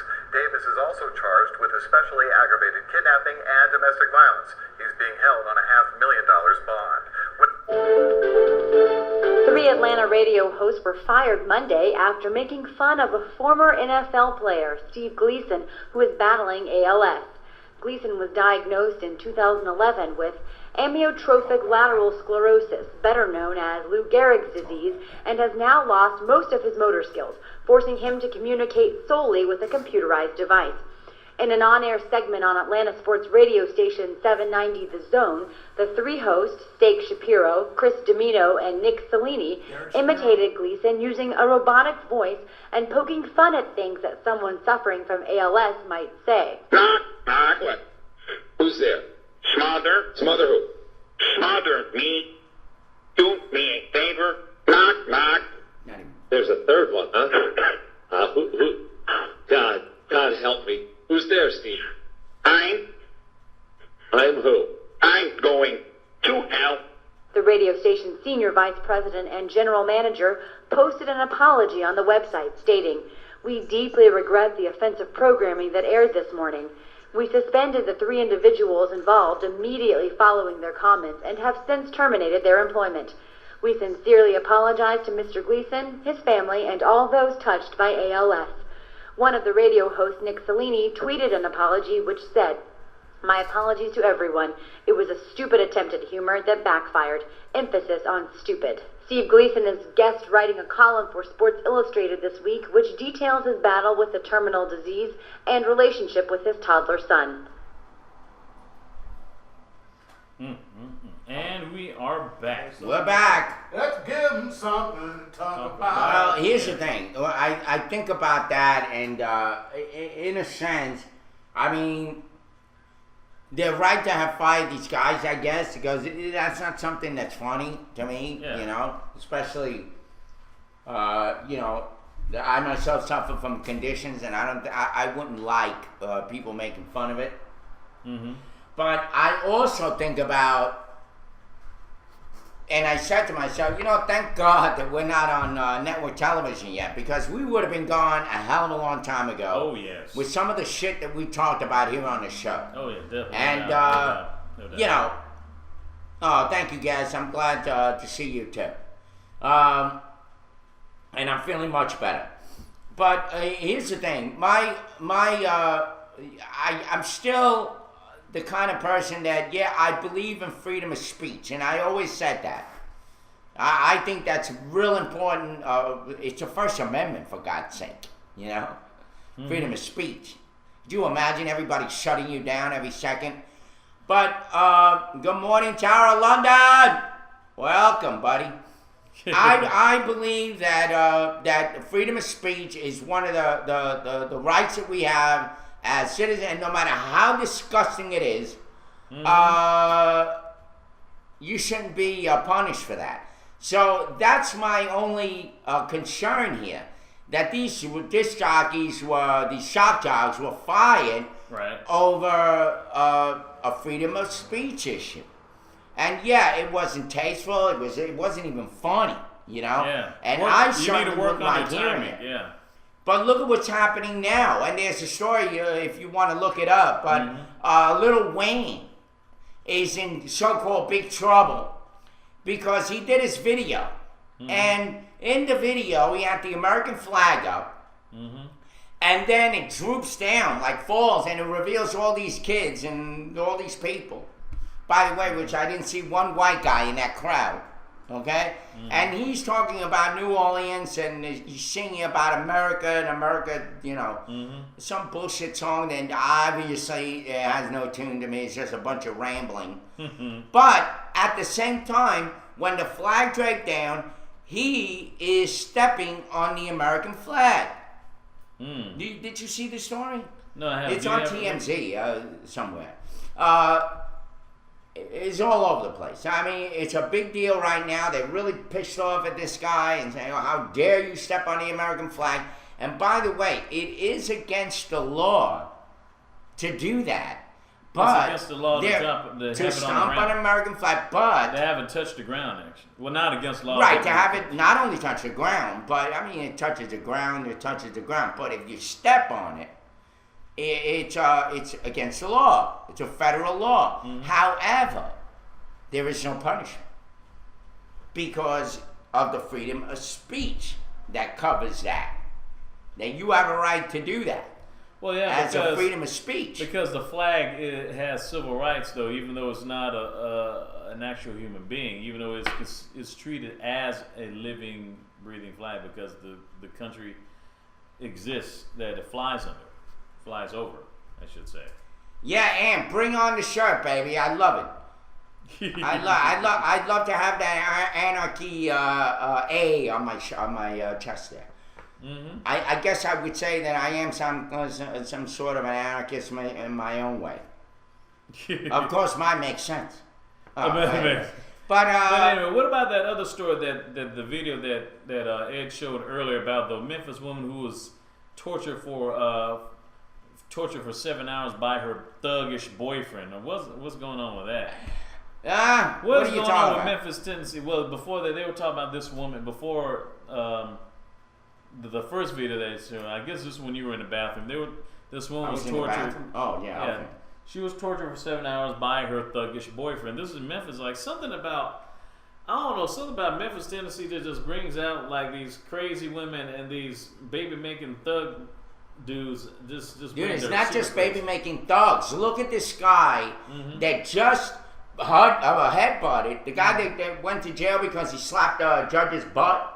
Yeah, Right? but I'm talking about this dude. He's a multi-millionaire football player, and he's doing this shit. Yeah, but he doesn't have like 17 baby mamas. He has 3 or 4. Not to say that's a good thing. Yeah, but the I'm more just saying- money you have, the less Yeah. kids you have, because you don't want to give it away. Yeah, but The it's- other guys are reckless, but they got no shit. It's like suing a Jesuit priest. They ain't got shit. Of What course, they they gonna don't have sue? nothing. And I was just reading this. Yeah. Reading some of the posts that they had from the story from BlackMenVent.com. They were talking about. He's like, this guy said, "I'm so glad I left Memphis. Like, if this stuff going on, which BLK Panther said, he says, believe me, I am glad I got the hell out of that rat shit city, Memphis, away from the present rat shit ankles and simped out thugs they love." It's like AC Warden has run the city into the ground. I guess that's the mayor of Memphis, I guess. Cutting 400 city jobs. He ran that city to the ground. He cut off 400 city jobs. FedEx is cutting jobs. Medtronic, Smith and Nephew, YRC Freight, all cutting jobs left and right. Delta Airlines is leaving Memphis airport for good. Jeez. With all the job cuts down there, it's about to get worse. It'll be more people looking for less jobs, which you all know equals more poverty, more crime, which will create more crime, which makes for more begging folks and more thugs. I kid you not. The only thing I miss is like seeing my kids. Like, jeez. Oh my goodness. Sheesh. I'm probably not even going to be going to a Tennessee Titans football game anytime soon. Sheesh. If it's gotten that bad in Memphis, wow. That's real terrible. That's real terrible. Dude, Well, it just keeps going. And if they really are cutting that many jobs for real in Memphis, Tennessee, this is going to be the beginning. I mean, look at what's happening. Just By the beginning. way, Tower London. Remember the song we were singing for so long here on the show? Gary, Indiana, Gary, Indiana. Well, guess what happened to that town? What happened? It's going to be shrinking by 40%. They're going to mow down all the houses around, and they're going to send them back to nature, as they say. They're going to let the weeds grow and the trees grow. Back in Gary, Indiana, is going to shrink by 40%. You think Macon is bad. Gary, Indiana went from 180,000 residents, as close as 1970, 80, somewhere in there, Yeah. Mm-hmm. down to less than 80,000 people. Over 100,000 people split town out of there. Jeez Louise. So, who knows? Who knows? Gary, Indiana is going to be dead soon, I guess. It's a Says city Gary, that's Indiana. dying. It says And Gary, there was some Indiana's that a want to hellhole. save it. Yeah, that's because the Jackson family left town. Yes, Michael Jackson was born in Gary, Indiana. Did you know? Yeah. that? Mm-hmm. Yeah. And his other, well, as all his other siblings. So yeah, just like Michael Jackson, it's shriveling up. Mm-hmm. You know, before it goes, I guess. Yeah. I'm not trying to make fun of him. You see, I would get thrown off a show for saying that. So thank God for Vaughn Live. Yes. Think of an internet journal. Yeah, it's gonna be Barry, Indiana. Show kids. Yeah. It's gonna be Barry, Indiana. Yeah, Barry, Indiana. Very good. Barry, Indiana. Barry, Indiana. Barry, Indiana. And most of the houses there, they're selling them for $1, right? So you can buy a house in Gary, Indiana, folks. You can go there right now and buy a house for $1. But you got to have at least $15,000 minimum to show that you're going to do something with it. Oh, geez. In the bank. Okay. So that's not bad. That's like having $15,000 in cash, and you can go down to Gary, Indiana, and buy a mansion. Of course, it'll be riddled with shit, you know, and who knows what. Riddled with crap. But and some of them you may buy in the middle of hoo-ha where they destroy everything around you. Next thing you know, you're stuck in the middle of like a big gigantic lot field. You know, who knows? But GS Photo Guy says that place sucks, Gary, and but Youngstown is still the #1 population losing city. Wow. Yeah. So how many? Like 100,000. They lost since 1980. It used to be 180,000. It was a steel town. When steel went down in the 70s, 80s, all that shit, all of a sudden, I guess they're pulling steel out of China now. Who the hell knows where they're getting it from? But the town went to hell. Yeah. And then it's been dying, and now the mayor there is going to take, she's going to shrink the city by 40%. She's going to shrink it, 40%. So Gary, Indiana will be a 60%er. Not like the 90%ers in New York. You heard of them? Mm-hmm. They were like an Islamic gang that started up in New York. 5%. No, 5% is what. Yeah, 5%. I thought it was 90. I mean, they thought they were 90%. Where they thought. DS Photo Guys of White Town was also a steel town. It seems like all the steel towns just been going broke. Yeah. It's like we don't make steel anymore. No wonder the bridges are falling down everywhere in this country. You think about it. Over 66,000 bridges need repair and are in danger of collapse. Nationwide, right? Nationwide. And they said almost 2 million or more cars pass over these bridges every day. Mm-hmm. So, your odds are getting greater that you're going to have a few fatal accidents. Yeah. Fat Vinny, the bullets are same here in Canada, in Hamilton, Ontario. Yeah. It's like, good question. Who stole the steel? That's a good question. Fat Vinny says China. I don't know. I mean, who did steal the steel? Yeah, that is true. Steal. What the hell did I just say? Steal the steel. Mm-hmm. Who stole the steel? I wish I knew. But I do have some good news. It's official. Disney picks up Girl Meets World to a full series. Basically, USA Today is reporting that the Disney Channel has... I've been waiting for that news. Oh my God! I'm having an orgasm. I couldn't wait for that news. Is that girl a whore now? And my they God, just I'm want gonna have to an remind orgasm. us of how nice she used to be? Or who is this? It's Disney Channel has given a series order to Girl Meets World, a spinoff of the hugely popular 90s ABC sitcom Boy Meets World that used to be on ABC during the TGIF years. The show, which will premiere sometime next year, 2014, is a continuation where a boy meets a girl left off, but jumps ahead to the present day. Four-time Young Artist Award nominee Ben Savage returns as Corey Matthews, and two-time Young Artist Award nominee Daniel Fishel is back, playing the role of Topanga Matthews. So Corey and Topanga were like child stars 20 years ago when they were on Boy Meets World. And they, at the end of the series, they basically ended up marrying each other after they graduated from high school and college. Topanga. They named her after a mall in California. Topanga. Topanga Plaza. Topanga. Yeah. You know what? I always thought Topanga was like the most ghetto sounding name ever given to You know a what? white Why don't you chick name your kid in the something normal? history Like of Irving. television. What's your name? Topanga? I think this is. I always thought she was kind of passing at first, though. The actress who played her, I mean, granted, she's cute, but she had a lot of, African American features. I mean, other than her name. Yeah, I mean, that's she how had, she was nice. Oh, yeah. by the way, she had no. full lips and a booty. You know. I I'm just saying. think this is another way, and I'm doing conspiracy theory again. Today. Where's your Twilight Zone one? Twilight Zone. Yeah, don't you have the Twilight Zone one? Oh yeah, I got one. Okay. It's the suspense. No, I'm serious. Play it while I'm talking. Okay. I'm serious. We're living in a Twilight Zone. You think about this. We're being watched. Everything we're talking about is being stored somewhere in some little room in freaking Kentucky. Yeah. You know? And Snowden is nowhere to be found. and they can't find Snowden. Mm-hmm. But you talk about the government giving us a snow job. Yeah. This is for real, folks. Okay. This show is going on, this is what I believe, to try to mind control the people into thinking what's doing right, you know, reminding us of the values that we used to have. Because this show is like a Mickey Mouse show, right? Yeah, Mickey Mouse. He's showing like the best in kids, and meanwhile kids are packing guns. You got Justin Bieber all tattooed up now. He's got, every time I look at him, the guy's got another freaking tattoo on. Yeah. And driving that Ferrari that he's going to kill somebody with, Yes. that's going to become his hearse. Oh. Right? But so they're going to bring back this bullshit show to try to remind the kids. Back in the day when it was Try nice again. and safe. When it was really Try nice again. and safe. Well, you know what? A lot of the people that are doing this shit now watch that show. So it's like insanity.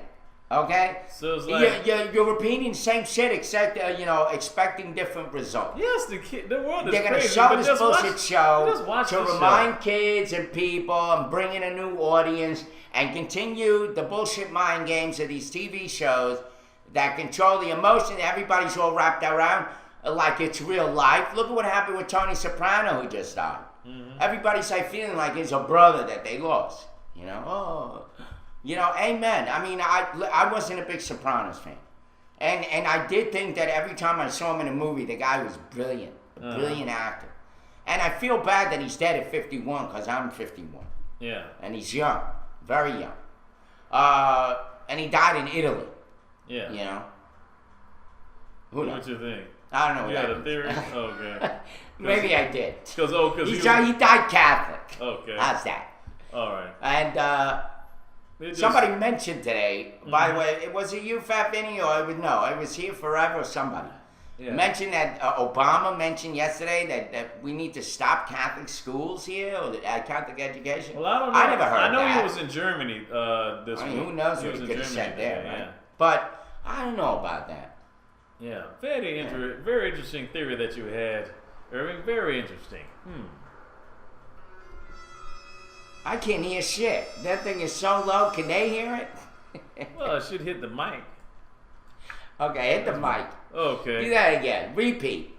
That was very interesting that you were talking about. Very interesting theory, Irving.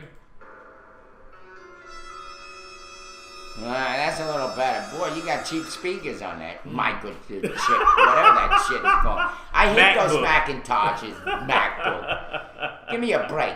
It was a McDonald's thing for you. That's what it was. What? It reminded you of McDonald's every day. Your Mac. Your Big Mac. Right here. Oh, gee.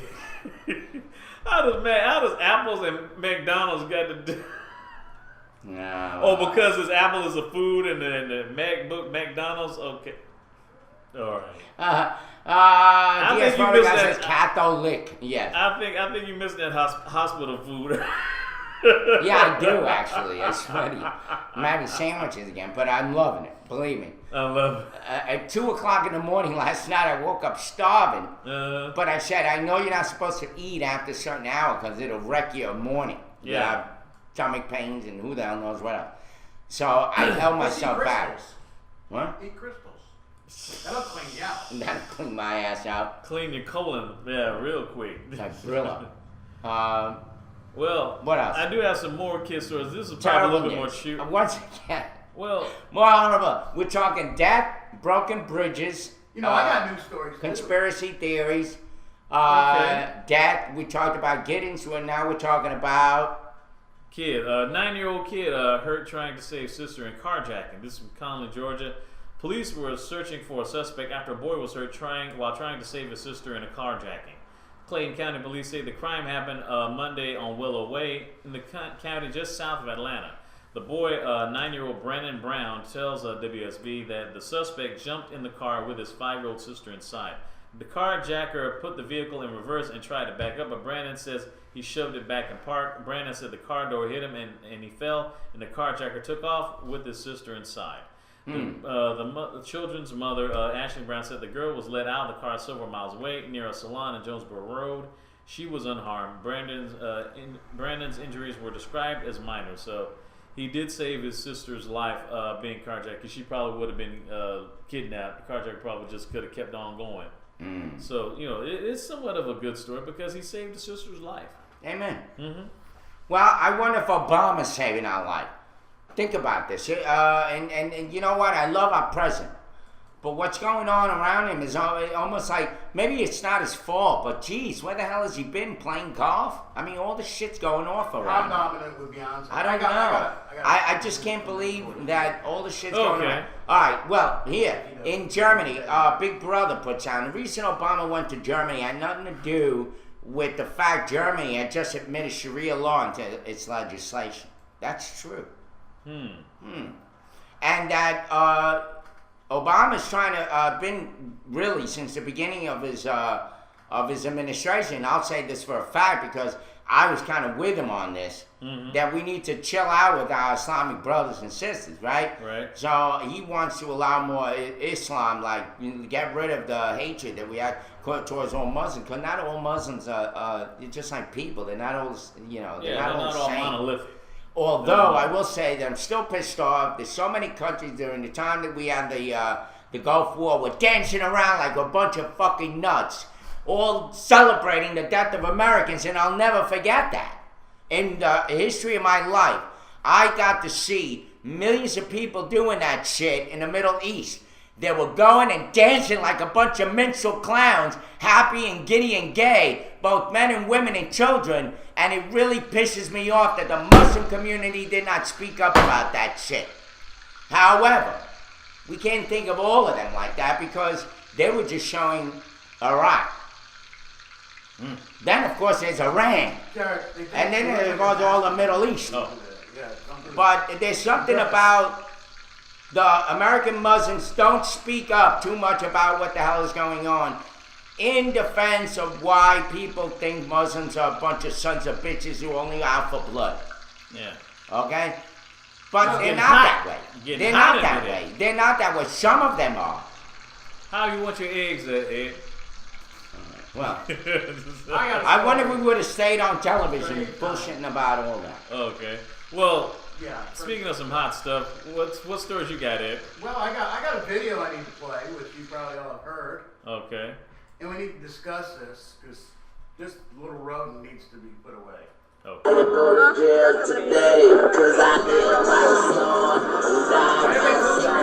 Oh, great. There you go. See, now look, he's stepping all over. And he looks down there. So he knows he's stepping on it. Now he's not going to go to it and saying, oh, I didn't see it. Bullshit. You look right at him. Yeah? Then I'm get to breathe. Mama said, take what you want, I took heed. All right, sorry about the video. Horrible. No, that's great. I can't help the No, it looks the good. word, People but saw it. there is a kid. Yeah. The back falls down, which was probably staged. Yeah. And he All right. acts like he didn't see it. Yeah, everybody's getting down on America. America's not that bad of a country. Our president is not as wicked as everybody makes him out to be. Look, the world is the world is the world is the world. People come up with shit. He's one man. He can't keep his eye on every detail. He's got to depend on those that he's depending on to make it right, and they're fucking up. It happens. I remember when I was in the hotel business, no matter what I fucking did to bust my ass to make the system right in that hotel, these scumbag workers that were unionists used to go and didn't even change the goddamn toilet paper in the fucking bathrooms. I had to go in those bathrooms and say, could somebody please put the freaking door, it's not my job. That's why America's lost so much shit. So many jobs. We got a bunch of lazy people that want their food brought to them. Fast food generation doesn't think about nothing but themselves. Have The you ever me thought, generation. Next time you eat a hamburger, think about this. Did they spit in it? Where's that come from? That's true. Where's that come from? I have no idea. But speaking of, we were talking about like going to the crab or trying to look for it, missing stuff. The latest search on Jimmy Hoffa has been called off with no remains found. Basically, this is from NBC News. The FBI has called off the dig for Jimmy Hoffa in a suburban Detroit field. Another dead bottle in the safe. Yeah. Bullshit. Remember Yeah. that? Yeah. Al Capone? Yeah, Al Capone said that, on Geraldo did, where a tipster insisted he was buried alive. It says no human remains were found during 3 days of excavation on the 1 acre parcel, officials said. It was we're disappointed, said Robert Foley, head of the FBI's Detroit office. The feds were led to the site by Tony Zarelli, who claims he was told by the Teamsters boss was whacked with a shovel and then entombed beneath the concrete slabs in a barn. Says, I know he's there, Tony Zarelli told NBC News before the search ended. I'm not wrong. Since Hoffa vanished in 1975, authorities have searched dozens of spots for his body. Informants have claimed he was dumped at Giant Stadium, fed to the alligators in the Everglades, and shipped to Japan in a compacted car. Says investigators took Zarelli's claim seriously because he alleged to be the former underboss of a Detroit crime Whatever. family. They got suckered. And they don't want to admit it. All right, they believe this fat old man who came out of nowhere. He was in jail. He was a thug. But how in the world do you depend? How much money do you think they spent on this bullshit lie of this guy being there? How much money? They had dirt movies. They had all sorts of shit. They dug a gigantic hole in that place. All that money, police, forensic experts, who the hell knows, caterers, they're all there. And how much money did they spend? Once again, they were, it was a sucker move. Just like they all look like a bunch of Geraldo Riveras. Did it again. Yeah. Now the other question is, they don't believe the story that this old man told, because he says that what they did was they beat him over the head with a shovel, knocked him unconscious, and threw him in a grave and buried him alive. Wow. Okay, when in fact, according to some other people and experts in this, they said the mob didn't work that way. They like to shoot you in the head, and they would have shot him in the head and throw him in. Yeah. That's According it. to the movie, he was, So they didn't he was believe the shot story. somewhere. He was shot somewhere, I don't know in the head, but he was shot inside his car, and they buried him and the car some remote area. So according to, at least from the movie that I saw, where Jack Nicholson played Jimmy Hoffa and Danny DeVito played his buddy, his running partner. So Well, who knows? Well, I got a story here. But this Hoffa guy, I grew up hearing this bullshit. They can't find his body. It's a giant stadium. It's everywhere. Like it's like a joke of trying to find. It's gotten to be a joke of running around trying to find this guy's body. They're never gonna find the body. and it's probably And already, nobody's gonna own up to it. And he would have been 100 years old now. This guy.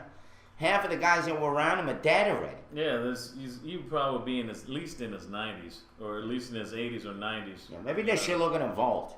Some bank. Possibly. One of the banks that were Mm-hmm. and went out of business. Who knows? That's very true. Well, everybody's saying he was a good man. Or no, I'm sorry. Good morning. Mm-hmm. Good morning, Edward Man. But we're talking about Jimmy Hoffa. Yeah. Once again, FBI got still somebody chasing him down. the FBI got a false bill of goods, I guess, from some informant. Who said that he went over there. Yeah. He was mob connected, right? And Richard Nixon, what a scumbag president he was. He gave him a pardon. Would you believe that? He pardoned him. They pardoned Pardoned Jimmy Hoffa. Really? Oh yeah, Richard Nixon. Look it up. Okay. Why he did it, I don't know. But he All did right, it. I got the information. Oh, good. There you go. Cool. The baby, everybody's wondering what they're gonna name it. Okay. Ooh. Oh, the baby of Kim and Kanye? Oh. Who gives a shit? Cadence Donda West. That's how they spelled it. Who's that? The baby? That's the baby's Grown up? name. Everybody thinks they're gonna name it Kimya.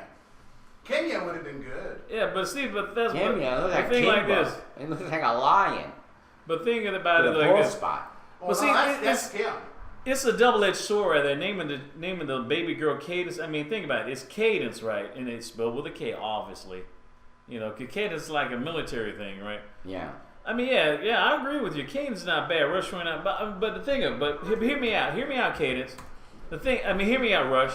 The thing is, on the good side, like people like shorten people's words, nicknames like Will, like say like William, Well, like Will. or Will now, Schmidt. or like now they cut it off the half part, the top half, and No, they give now it they about got it like Liam. Jay-Z. What is that all about? Look, I'm just talking about William. I mean, like Ah. the first half they cut off the second half and they keep the first part like Will. But now they're trying to do new things now, like cut the first part off and keep the second half like Liam Neeson.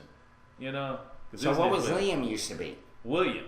It's the Oh. second half part, Liam, like Will Liam. Please, I can't you know. figure it out anymore. I mean, see, that's the thing. I wonder if there's that's why I'm somebody kind of called, worried like, about the name Cadence because, the word, you could call it. I mean, like she could go by K, but what if they call her short and the other part? Hey, you call her Dense. What's up with that? Do you know somebody Hey, named Vince. Okay. Let me know. I'm serious. You know somebody named like the letter A? Yeah, Yeah, you know somebody named that? Please let us know. I know somebody named Who the hell know? Huh? Man. We Man. talked about that. Man. Yeah, I've heard some dudes. Well, wait a nicknamed minute. Man. Oh, let's go back More because than some of the damn. well, damn this. 6-6 says he pardoned Jimmy Hoffa after Jimmy agreed not to lead the Teamsters, and he contributed to Nixon's re-election campaign. Of course, you know Nixon was trying to send a message to the mafia. You're not too bad yet. I'm not gonna snuff you out yet, because I could use this son of a bitch right now to rat you all out, and that's what they were afraid of. I see. They were afraid he was going to be a rat. He knew too much. I believe, without sounding paranoid, the system fuels such stories as Harvard to keep you thinking much about the real issues affecting you today. That's it. Mm-hmm. I agree. Just like that stupid ass show coming back. Who gives a shit about that show? But Well, they're it's a doing it spin-off because of it's the show. whatever. They're doing it for mind control. Okay. Like I rather look at shows like Lost in Space, Lost in Space. which, by the way, there was filmed during a time when LSD was big, Okay. and of course that may have been that people were so high they were seeing Martians and shit, and so they made a show Loving you. to keep you there without.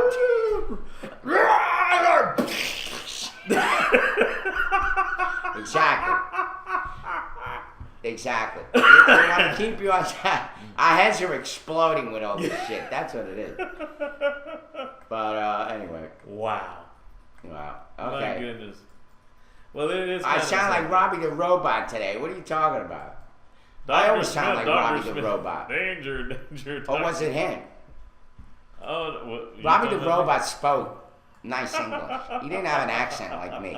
You would sound more like Robbie the Robot than me. Wow. Yes. Robbie. Yeah. Yeah, that- Lost his space drug. Yes, LSD. There you go.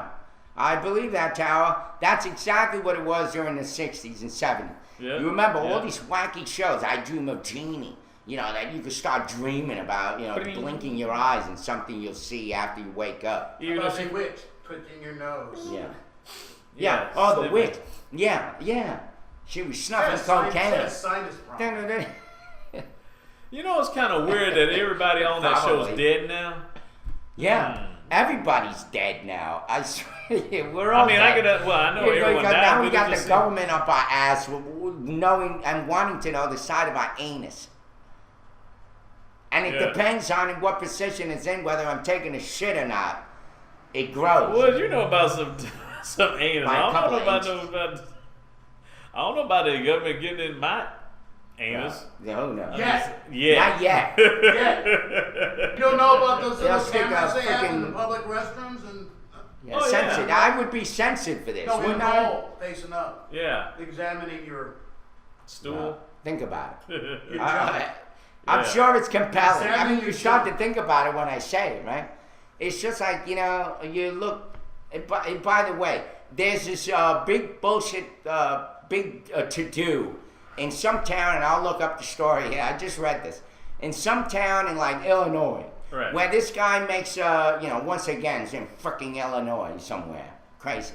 No wonder people are leaving there by the drugs. And this guy built this big metal statue of a gargoyle with an anatomically correct penis coming out of we it. talked about that. And We talked yeah, about they that we about talk a about couple it. of weeks And ago.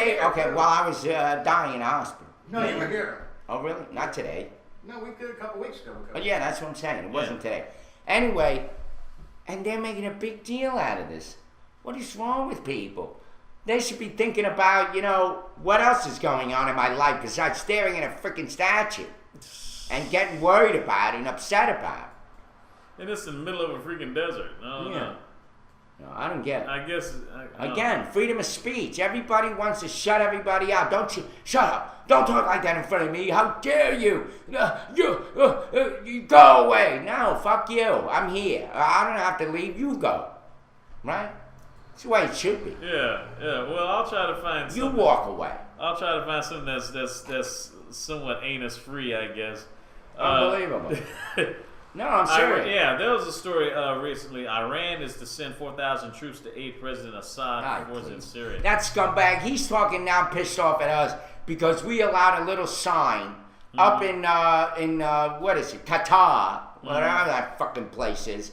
That, and It's the near Taliban Arabia, set Saudi up Arabia. a place there, right?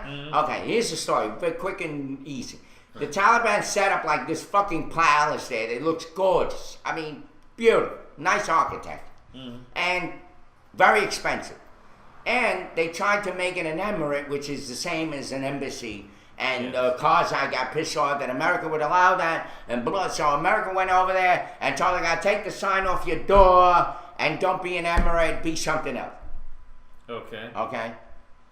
Says basically. Well, I guess from the story it says. So what's this all about? That's my brother. I love it.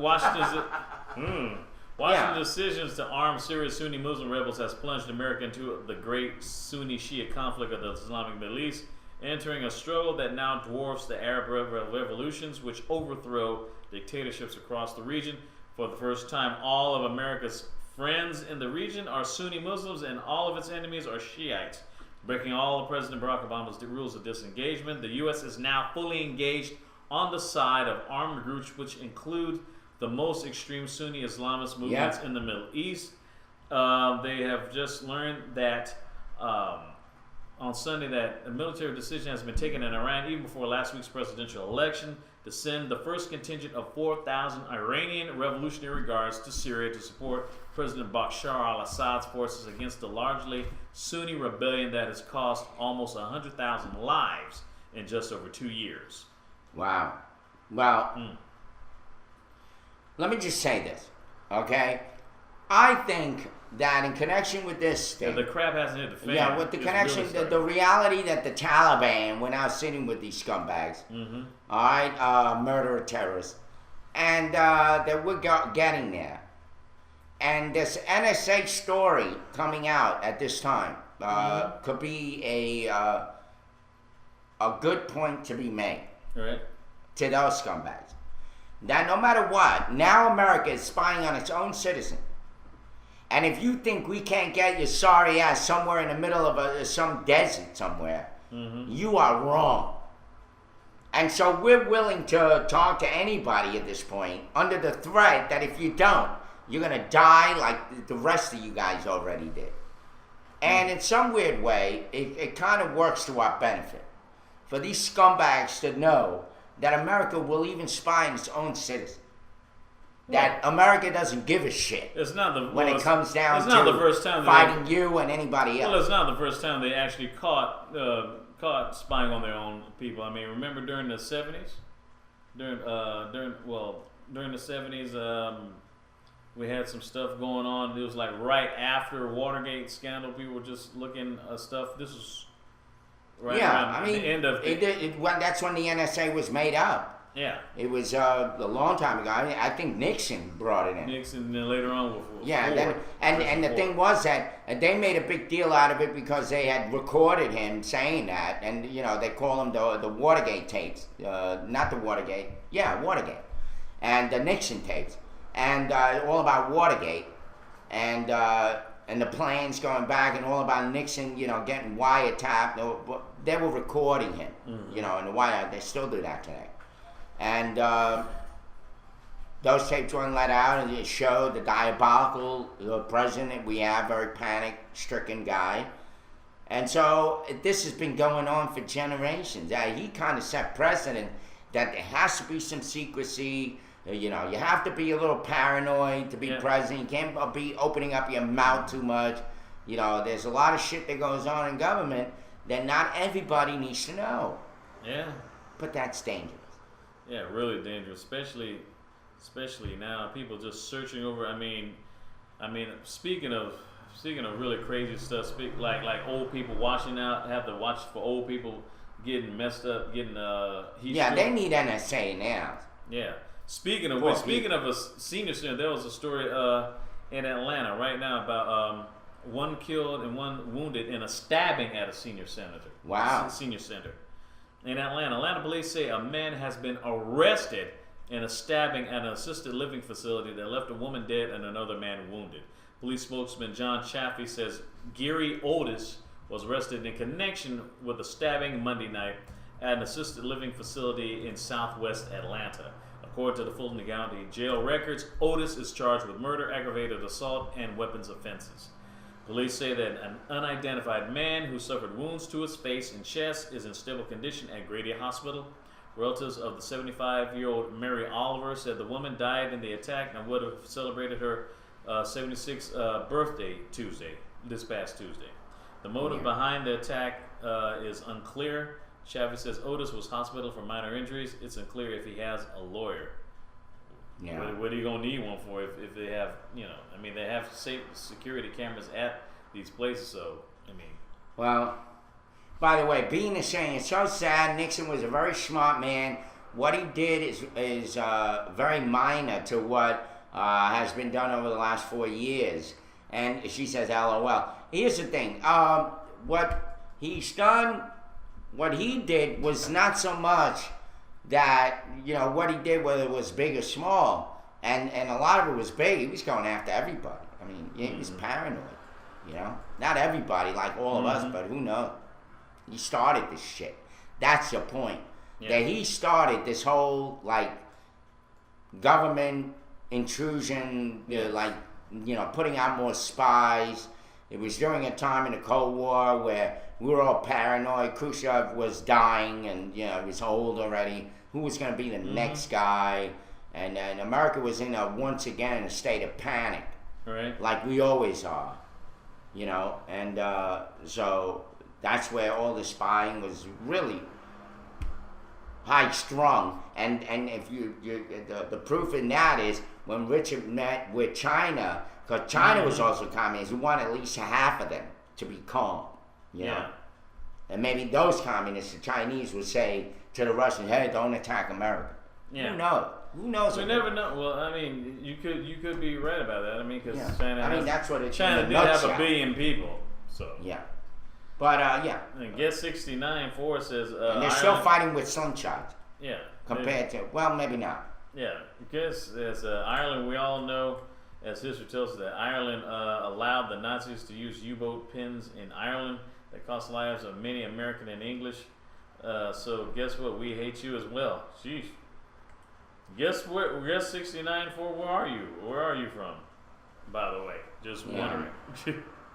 Well, that may be history, I guess, 69. We know that everybody played a bad Joe at one time. You remember G.I. Joe? Mm-hmm. Well, we had a lot of bad Joes out there.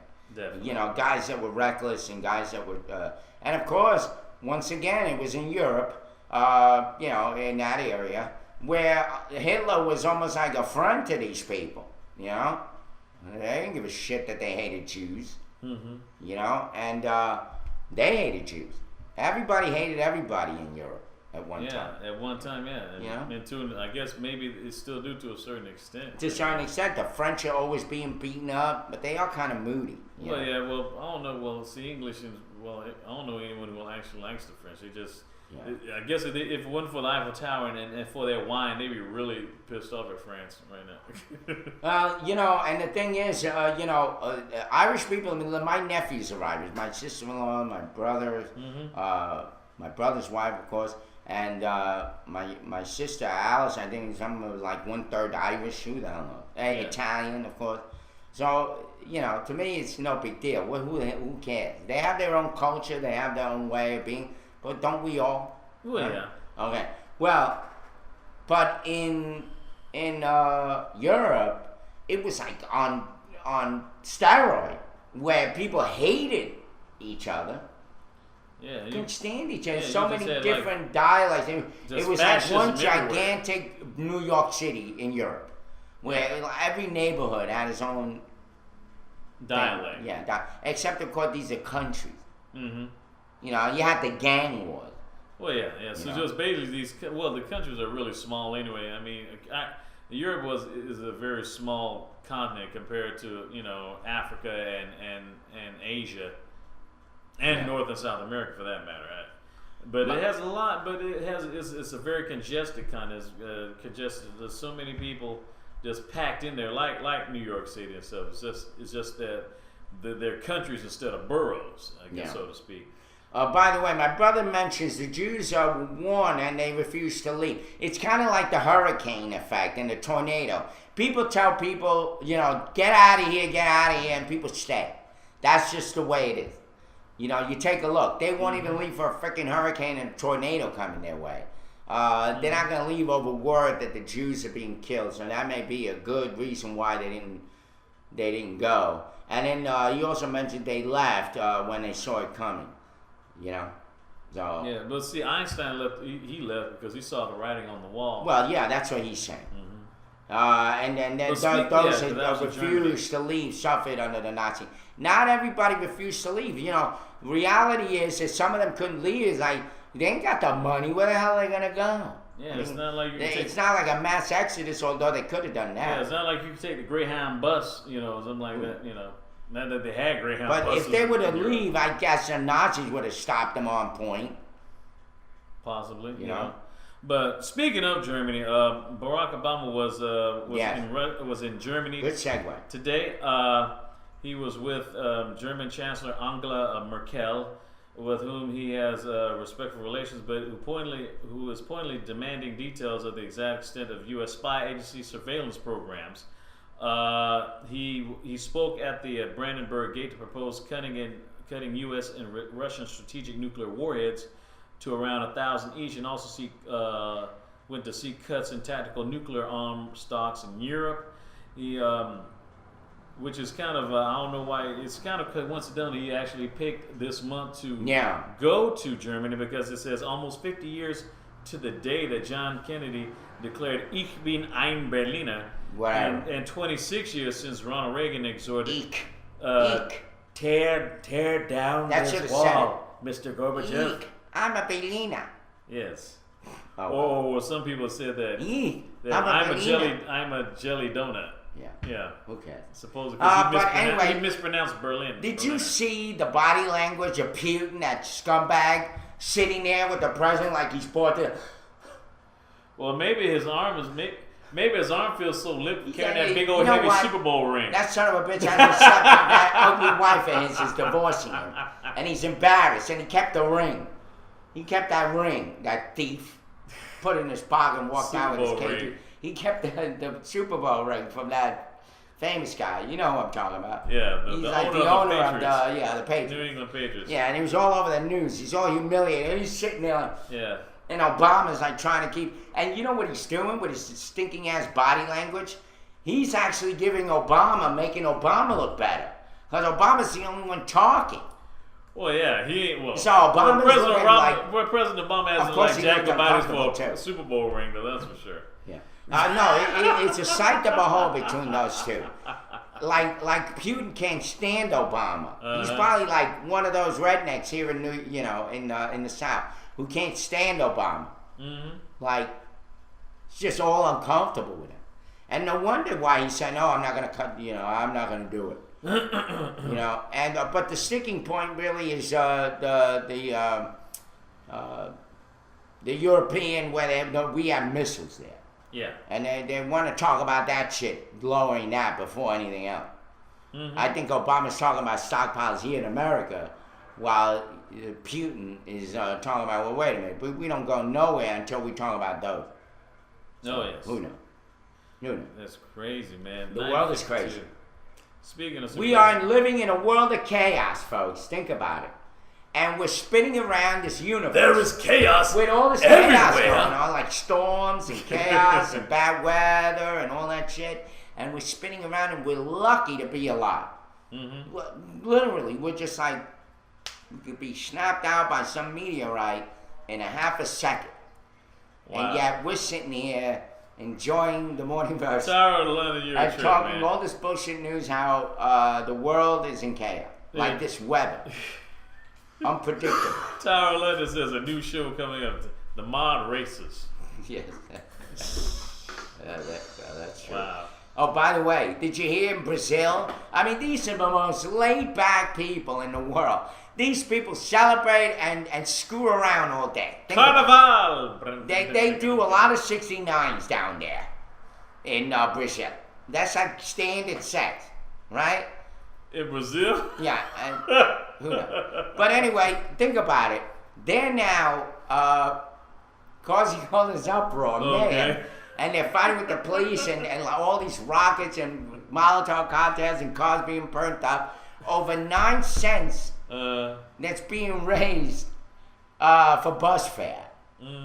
Now, you know what we're having trouble with here in Macon, Georgia, right? Right. The city council, our infamous, wonderful matriarch of Macon, Macon's queen of soul, Miss Lucas, has stopped the funding, $1.3 million, and of course matching funds by the state, right, which is $1.3 million, to be able to budget stinking ass one bus every hour and a half service that we have here in Macon if they ever show up. They already passed it. Oh, they did. Okay, Yeah. well, See, here's the thing. See, I'm up to date.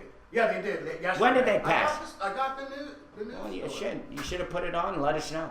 That's a I've big been deal. trying Anyway, I've been trying to it's get a my news segue, stories, for God's but sake. You won't let me. It's a I got one in segue. so Did you far. mention? I would say I got a news story. Oh, okay, good.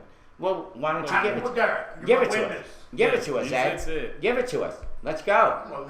Well, I gotta bring it back up. Oh, Well, speaking of which, I'm looking at a. By the way, DS, if you're still there, do you happen to have a flash food warning? Flash food warning. Just want to. Yeah, don't eat the burgers. Besides other things over there. All right, going back to this bus story, they're really pissed off about that they took kind of a personal interest in that, and that girl being fired because she brought the rifle into work, and it was against the law. According to MTA law, you're not supposed to bring any kind of weapon into the facility. This manager brought in this rifle, or shotgun. It was big, and he was showing it off to all his coworkers. One of his coworkers got scared because of all the killing that's going on in Newtown. And she ratted him out, but she ratted him out to the wrong people. She ratted him out to like the board members. And she should have ratted him out to his immediate supervisor or even go to him. But she went like above and beyond what she should have done, right?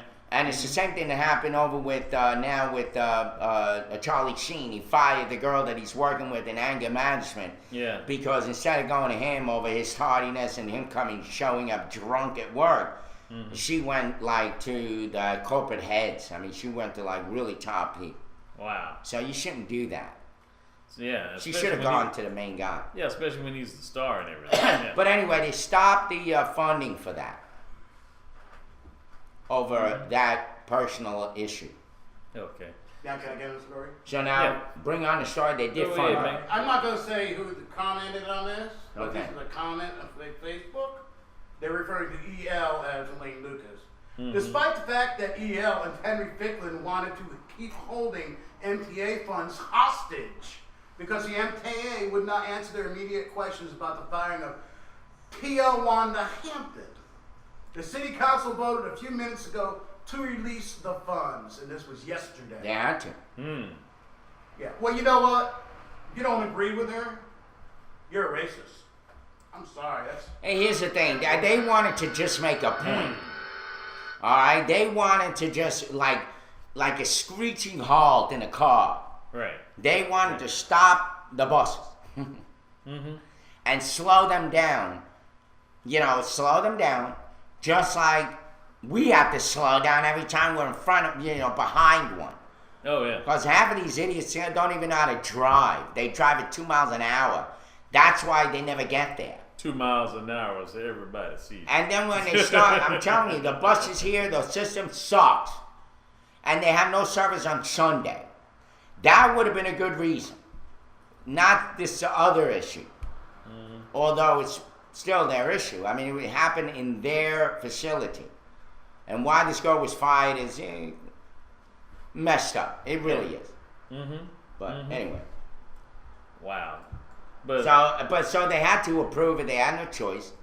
Because what's going to be worse is we have no bus service. I mean, it's better than zero right now, but it's pretty close to that. yeah, I saw a couple of people that was at the bus stop, but I don't know if they were gonna get. I don't know if they were actually waiting for a bus or anything else. Like around like 11:30. Dude, I got stuck in the rain over here. You know what happened? I was there 20 minutes before the bus was going to show. Right. I swear to you, it never showed. You know when it showed?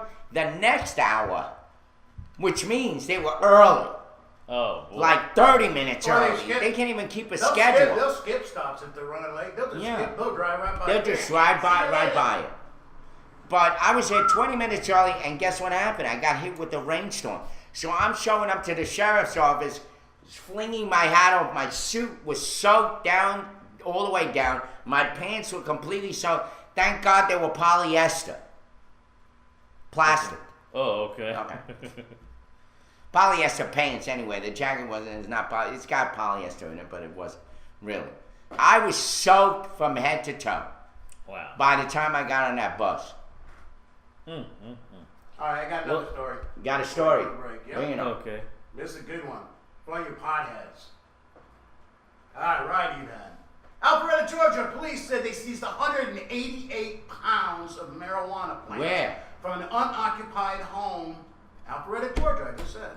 Wow. Got it. Police say they seized Alpharetta, Georgia.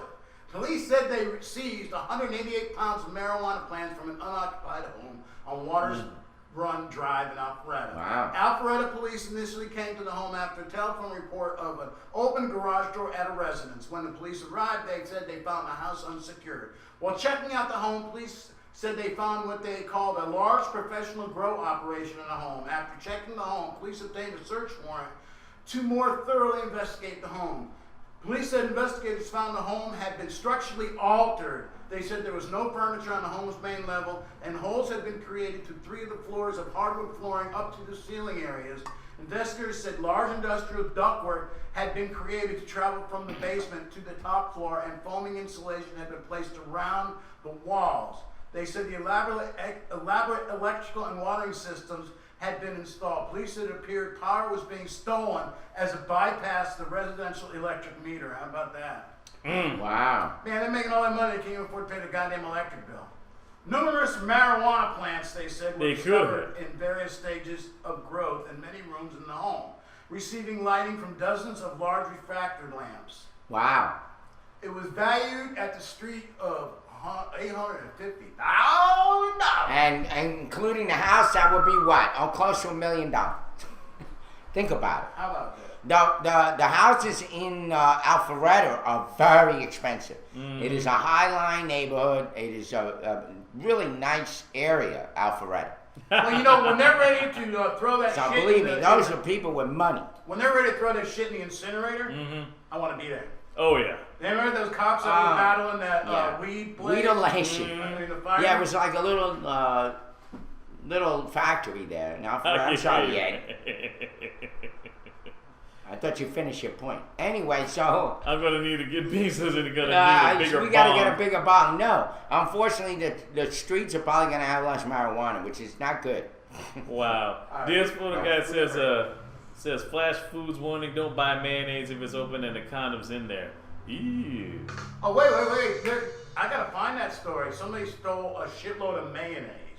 Oh, Wow. goodness. Yeah, I missed that story. I should have saved it. We'll I don't know, talk about but that it was something. But just before it's a really quick one. I'll just go ahead. No, and go ahead. Yeah, there was a Cochran. Speaking of flash foods, DS photo guy. There's a police in Cochran. They're looking for 2 gunmen accused in a midnight stick-up robbery at a Flash Foods. Is that what you're talking about? I call it flash They floods. steal. Well, they didn't say. It says police tell they were both armed with handguns and getting away with after getting cash from a clerk. They both ran away. They were tracked with dogs. The police say they lost the trail somewhere around 5th Street area. So if you have any information regarding the robbery, you're encouraged to call the Cochran Police Department at 478-934-4282. All right, I got the story here. All right. Police are spreading their resources in the hunt for mayonnaise stolen from business premises in South Australia. Officers say they are puzzled about why anyone would want to take 42 kilograms of mayonnaise. The tubs have been stolen from a business in Wallala. I don't know how to pronounce it. Police said the thieves took 2 21-kilogram tubs from a refrigerated warehouse over the weekend. So what the fuck? Did you say cock ring? Maybe they ran out of Miracle Whip and they just had to get the next thing, because those commercials talking about, when they ran out of Miracle Whip, couldn't make no sandwich, they didn't have the BLT, but they. You want to really gross somebody out? Take a mayonnaise jar, empty it out, put vanilla pudding in there, and go sit in the mall and start eating it. Yeah, you're right. People are starving. They need ice cream and they need mayo. She's right. Ice cream and mayonnaise. By the way, Ed, did you say cock ring or cock rin? DS photo guy wants to know. I guess for him, cock Maybe ring. they want to use it as a lubricant. Maybe that's a sign there. I said cock Have ring. mayonnaise between 2 Cochran, Georgia. pieces of Cock bread. ring. Cochran. Cock rind. Cock ring. Well, it's 10:03. Yeah. Anyway. Yeah, what are you in for? I'm in the Mayo Clinic. Yeah. But Break time. it is definitely a break time. It's 73 degrees right outside of Macon, Georgia. It's actually sun is actually peeping out a little bit, just barely, with a high of 85 and low of 69, with some chance of scatter showers and thunderstorms. You're watching the Morning Roast live from the Nut House in Macon, Georgia. We'll be right back. Well, Edward, did you hear my Irving imitation the other day? Well, this video here is all for you ladies. You worried about getting raped. This is the latest craze. New product alert from China on Shina Weibo. That's the kind of See, Facebook it's Twitter thing slanted in too. China. A user describes the item as a super sexy summertime anti-pervert full leg of hair stockings essential for all young girls going out. Take a look at this. Okay, the stockings. Just so you understand, this is what you put on your body. Those aren't natural hair. That's what you put on. The stockings remind HuffPost editors of the less playful, more functional anti-rape lingerie developed recently by 3 engineering students in India. That garment is wired to deliver an electric shock to sexual attackers and can send an alert message with GPS coordinates to the attacked woman's friends and family. Now, the idea behind these hairy stockings is that lead gropers wouldn't come anywhere near you if you got them on. Now, that's inventive, but it's also kind of gross. I don't understand them. Really? I kind of like them and I kind of hate them. I don't get it. Are you Well, supposed tell me what you to like just... about them. I think they're funny. I mean, I also get the idea behind it. Because who would want to touch? I mean, maybe it's like a kinky sex thing too, that some people might want to touch You don't think there are it. people who like women with hairy legs? Those are man. Yeah, this guy can take his 20-minute commentary somewhere else. Yeah, I like him. He's on Huffington Post. Yo, This this your is brother, fun. this damn cop. Yo, damn. Shit. Amazing what you fucking find. What's up, girl? You feel good. Oh, shit, you look good. Shit. What's up with the number? That's what I'm saying. Oh, fuck you too then. Fuck is this? Yo, who the fuck is this little nigga by my daughter? dog? What up, man? Yo, Keisha, get your ass over here. Real talk. Oh, shit, Don't I'm play not that supposed to tell the bullshit. kids. Fuck is wrong with you? Who is this little ass nigga? Stop friend of me. Real. I told you about talking to strangers. I'll fuck this little ass up. Hey, dog, you really chill out with that shit, man. Real talk. Hey, bring your ass on. Matter of fact. The fuck? Oh, yeah, let's go. Hey, why the fuck is this nigga following us? Real talk. Man. About to beat the... Why the fuck? You always bringing damn strangers and shit. What the fuck is that over there? Yo, Shotty got a nice ass. Real talk. I keep hearing that shit. Why are you laying down for? Yeah, she fine. What? Fuck you just say to me? I ain't say nothing, dog. The fuck you just say to me, dog? Hey, don't run, bitch. Fuck wrong with you, nigga. Fuck ass, little punk ass bitch. I'm the fucking shit, nigga. I'll beat the fuck out you. Fuck gang, nigga. Fuck gang, bitch. Fuck gang, nigga. Pop, pop, here, bitch. 12, nigga. 12. Yeah, I showed that motherfucker a little thing to see. Think about racism or reverse racism. A judge admits he cleared his courtroom of all the white people in it. Today he's explaining why he did that. Judge Marvin Arrington Sr. told us he's been sitting on the bench in Fulton County for about 6 years now, and the majority of the people who he sees committing crimes have been black. Well, Thursday, he says he decided to do something about it. Channel 2's Jaquetta Williams is live at the Fulton County Courthouse with more on this story. Jaquetta? Well, Jovita, Judge Marvin Arrington says that if he did what he did, he would probably do it again, but he probably wouldn't ask all of the white people to leave the courtroom. He says he doesn't regret what he did, and here's why. I came out and saw the defendants, and it was about 99.9% Afro-Americans, and at some point in time I excused some lawyers, most of them was white, and just said to the young people in here, what in the world are you doing with your lives? Yeah. Judge Marvin Arrington Sr. says he was trying to do a good thing when he decided to clear his courtroom on Thursday. Judge Arrington only wanted to address the black people who were there. He says it was for a short time during court proceedings. I didn't even think about racism or reverse racism. I practiced law for 30 years, and 75% of my partner was white. It may be that people of color speak more freely among each other. Judge Arrington says the majority of the people who come before him who commit crimes like murder, rape, burglary, and home invasions have been black. He says he wanted to do something about it. Clearing his courtroom and making a speech was his opportunity to do it one-on-one. I didn't want them to think I was talking down to them, trying to embarrass them, insult them, be derogatory toward them. And I was just saying, please get yourself together. Was he wrong in asking whites to leave the court? Yes. That's something that he could address to everyone. Why not say what you had to say in front of everybody? Probably in retrospect, I should have said that. Now, Judge Arrington says that there are a list of rules that are on the outside of his courtroom, and you can see them. They basically list how you're supposed to behave, how you're supposed to dress, that you're supposed to turn your cell phone off. He said he put those rules there because he was very tired of inappropriate behavior. He says that he will probably make another speech next week. This time, everyone will be invited to hear it. A 3-year-old Woodstock, Georgia police dog is dead, apparently from a heat stroke after being left in his handler's police car last night. You're looking at a picture of Spartacus. He was found dead around 9 o'clock last night at the officer's home over in Pickens County. He was a certified multi-purpose dog. He performed narcotics detection, tracking, and could even take down the bad guys. His handler, whose name hasn't been released, is a 9-year veteran and has been a canine handler for the past 7 years. A memorial service will be held for Spartacus at a later date after the investigation into his death comes to a close. New product alert from China on... You're on your own, man. I guess we are back. We're back. I guess Earth is getting a new refill, a new cup of Joe. Let's get some mayonnaise. And some mayonnaise. And some ice cream. Yes, and some ice cream. I don't know what you're Don't going to do worry with about that. What are you going to do with all that mayonnaise and ice cream you got in there? I know, but make a lot of sandwiches.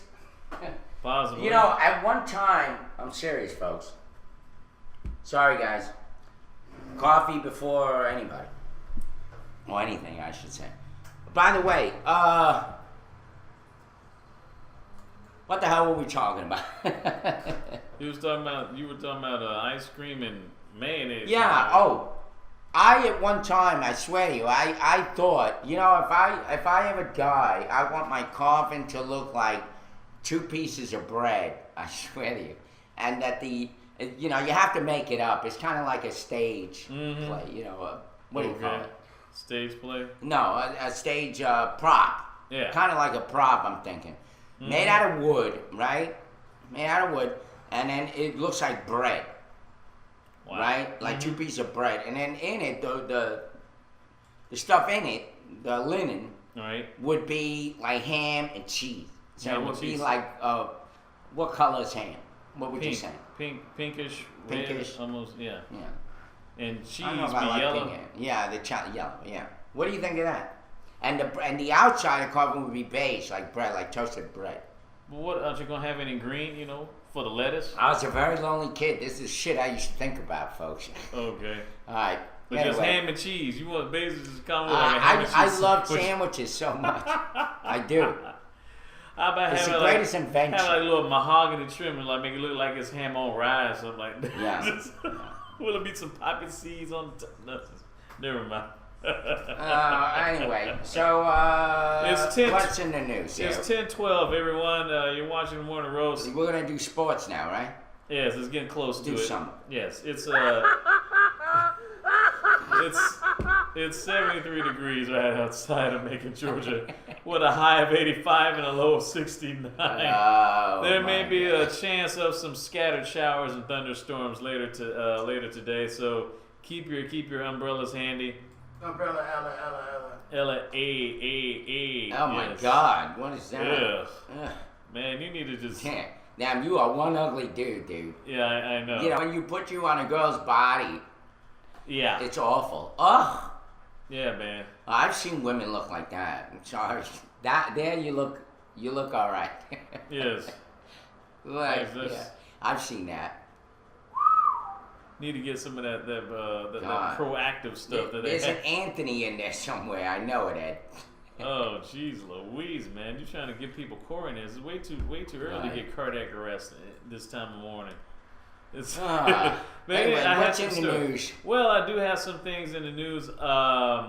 Sports. In sports, the New England Patriots in Boston says New England's Patriots tight end Aaron Hernandez had a connection to a homicide victim found in an industrial park near the athlete's Why home. doesn't that surprise me, folks? It's like these guys are all going crazy. Look at what happened to Chad Shitwick, whatever his name is.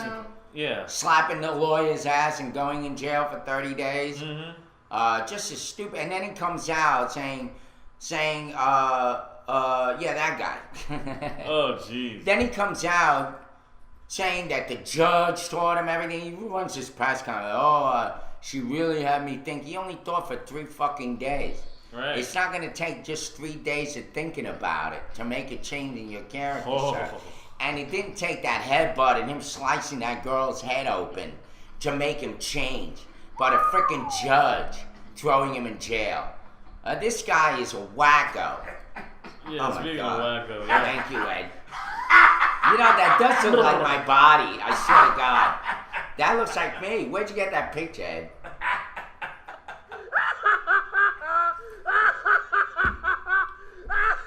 Oh, Lord.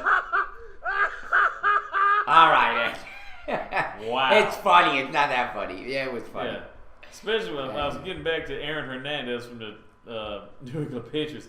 Says they found a homicide victim found industrial park near the athlete's home, but family and officials were mum about the nature of their relationship 2 days after police first visited the area. Yeah. The body was found a mile from Hernandez's home in North Attenborough, which that of the 27-year-old Odin Lloyd, according to the prosecutor's office. His cause of death wasn't released. Lloyd was a semi-pro football player for the Boston Bandits and had a connection to Hernandez, whose home was searched by the police. His family said Wednesday. Hernandez's attorney, Michael Fee, F-E-E, how appropriate, acknowledged media reports about the state police search of Hernandez's home as part of an investigation, but said that he and the player wouldn't have any comment on it. You think there's some serious stuff? Once again, I mean, these guys carry guns. Some of them for no good reason. It's Well, they didn't I say know it was a a gun gun is to protect yourself, but why do you have to carry it everywhere? I mean, just leave it at home. I could see you wanting to use a gun at home. I'm with that. But why do you have to walk around with it? Then you're going to introduce a weapon into the whole argument, I guess, that you're expecting every time you walk the streets. And the only thing that you're going to do about it is shoot somebody? Well, they haven't said anything about guns. Come on. Guns in the... I don't know. I think this whole gun issue is insane. Yeah. People now want to carry it around every fucking where they go. In churches. Yeah. Well, I could see. That's true. But well, no. Since we didn't have a show yesterday, I guess I'll go ahead and get into that story about Game 6. The Heat basically pulled a rabbit out of the hat and won somehow in overtime, barely beating the Spurs at Miami, barely beating them 103-100 in overtime. Wow. Game 7, okay.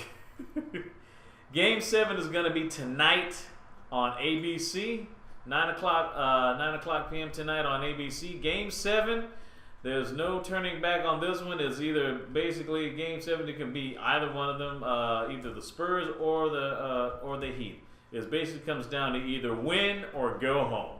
If the Miami wins, they'll have back-to-back championships. LeBron will have 2 rings. If and Spurs have to go home. If the Spurs win, they'll win their 5th NBA title in the franchise history. And if Miami loses, since they're in Miami, at least that trip home will be a short one. So, I'm just saying. But anyway, in other news, that's pretty much for basketball. Well, you just got your basketball picture up Thank there. you. So go into more. Well, that's LeBron. Let's talk about the big news. LeBron James showed up to a game without his headband. Well, yeah. It was like all over the news. Well, his debut without a headband. Yeah, this is the shit we talk about. Mm-hmm. The values. Yeah. Who knew? I guess he's bold enough to show his hairline. I guess. I mean, come on. We know he's using that Bosley treatment, but I guess it's what they're famous for. Yeah. All right. Anything else in the news? Well, yeah. In last, I think late last night, we had a really huge wing-dang-dinger of a hockey game on NBC. I'm so excited. The Chicago Blackhawks barely beat the Bruins 6-5 in overtime. 6-5 in overtime. That's a really high scoring. How could you barely? Was it a tough game? Well, yeah, it was a tough game. Yeah, you can't say you're half pregnant. It's either you made it or you barely made it. They barely made it. Okay. They barely made it. It was a tied game in through regulation. They won in overtime. And really, that's a really high scoring game when you think about it for a hockey game. 6-5. 6-5. So that game is slow. Oh yeah. You thought golf was slow. Jeez. But yeah, Boston. Chicago beat Boston 6-5. They stole one in Boston. Game 4 was in Boston. The series is now tied 2-2. Yeah, that was wow. Goalie. Yeah. Ellen Macon says, I wish I had the money to use Bosley too. What is that? The Bosley hair thing. Yeah. Because LeBron has that receding hairline. That's where he wears that headband. So. Is that why? Like Kim Kardashian? Maybe he just has a big forehead. Yeah, he has a 5 head. My aunt had a big forehead. He has a 7 head. Her hair's starting like over here. Anyway, I won't name her. Edward knows who it is. But you say I can hear you.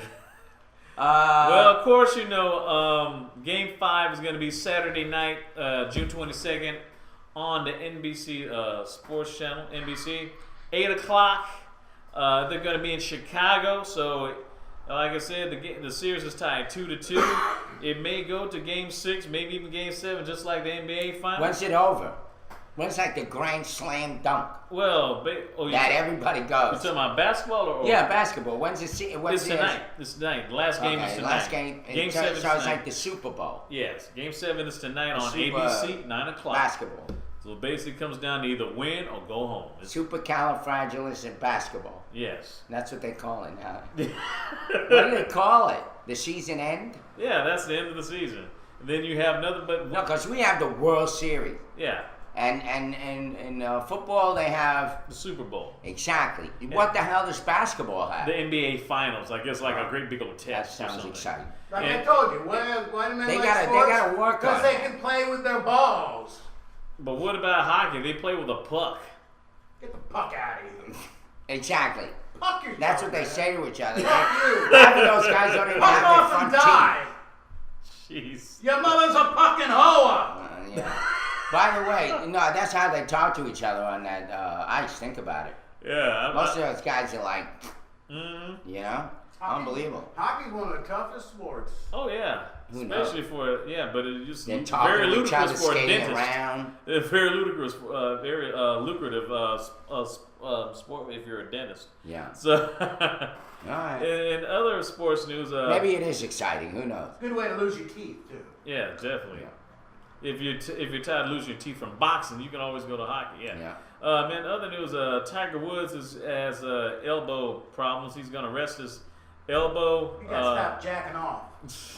He's gonna skip the upcoming AT&T National tournament. This golf tournament says Wednesday the soreness in his left elbow would keep him from defending his title next week in the AT&T National at Congressional, and that he would not compete again until the British Open next month, which will be in Muirfield. Yeah. This is golf, folks. Yes. People are like holding on to it like an orgasm. I'll tell you why. I think is because of walking those fields all day. Mhm. You know, just walking on these nice, really grass fields. Which is basically I what think it that's what lures people to it. Of course. How do you hold on to an orgasm? Well, you take I mean that's a I mean good if it, question. I mean that's true. If you take away the golf, You stop in the middle. If you take away the golf club and the balls, I mean you're pretty much right there. I mean golfing is basically nothing but walking. Yeah, You know, it just- is. I don't know. That's pretty much it. I mean this is the sixth. You get to drive the golf No cart. wonder this Well, guy yeah. is having sex all day with different women. Yeah. You know, what do you This do is- in yeah. that sport? You yeah. gotta let off some steam. No? Well, yeah. I mean, You're this an is athlete. this is a sixth straight He's year just a horny motherfucker. that Tiger has an injury that Yes, kept he him is, from yeah. either playing a tournament or finishing one. This is the sixth straight year that Ain't he it had. apropos that his ex-wife went over and beat his car with a hockey club? Oh yeah, and himself. That was like beat, perfect. and beat him too. That was perfect. Well, Yeah, it's great play. definitely. And I have some other somewhat sports-related news. The daughter of former New York Yankees manager Joe Torre made a quick-thinking save yesterday when she caught a baby who had tumbled off of a second-floor Brooklyn apartment's fire escape. The baseball grave has confirmed. Christina Torre did not respond to a request for comment. So the police say a 44-year-old woman caught a 1-year-old boy who fell from a fire escape outside a Brooklyn apartment building, but did not identify the bystander. They said the baby somehow climbed out of the apartment onto the fire escape and tumbled from above. That's when Tori caught the baby and she walked on the sidewalk below. Well, I lived in the housing that had fire escape. They're wonderful. They're like it's wonderful. We used to love them. They're a balcony outside the building. Yeah. Okay. And it's made of metal, and then of course the way it looks is the stairs go down like this next to you, and then behind the stairs is a big hole with Right. more stairs going down. So you're a baby. It's dangerous. They very could just dangerous. fall through a big hole. Mm-hmm. You know. So I could already see it. And so the fact that that baby fell off that fire escape only showed the parents were doing something else. Yeah.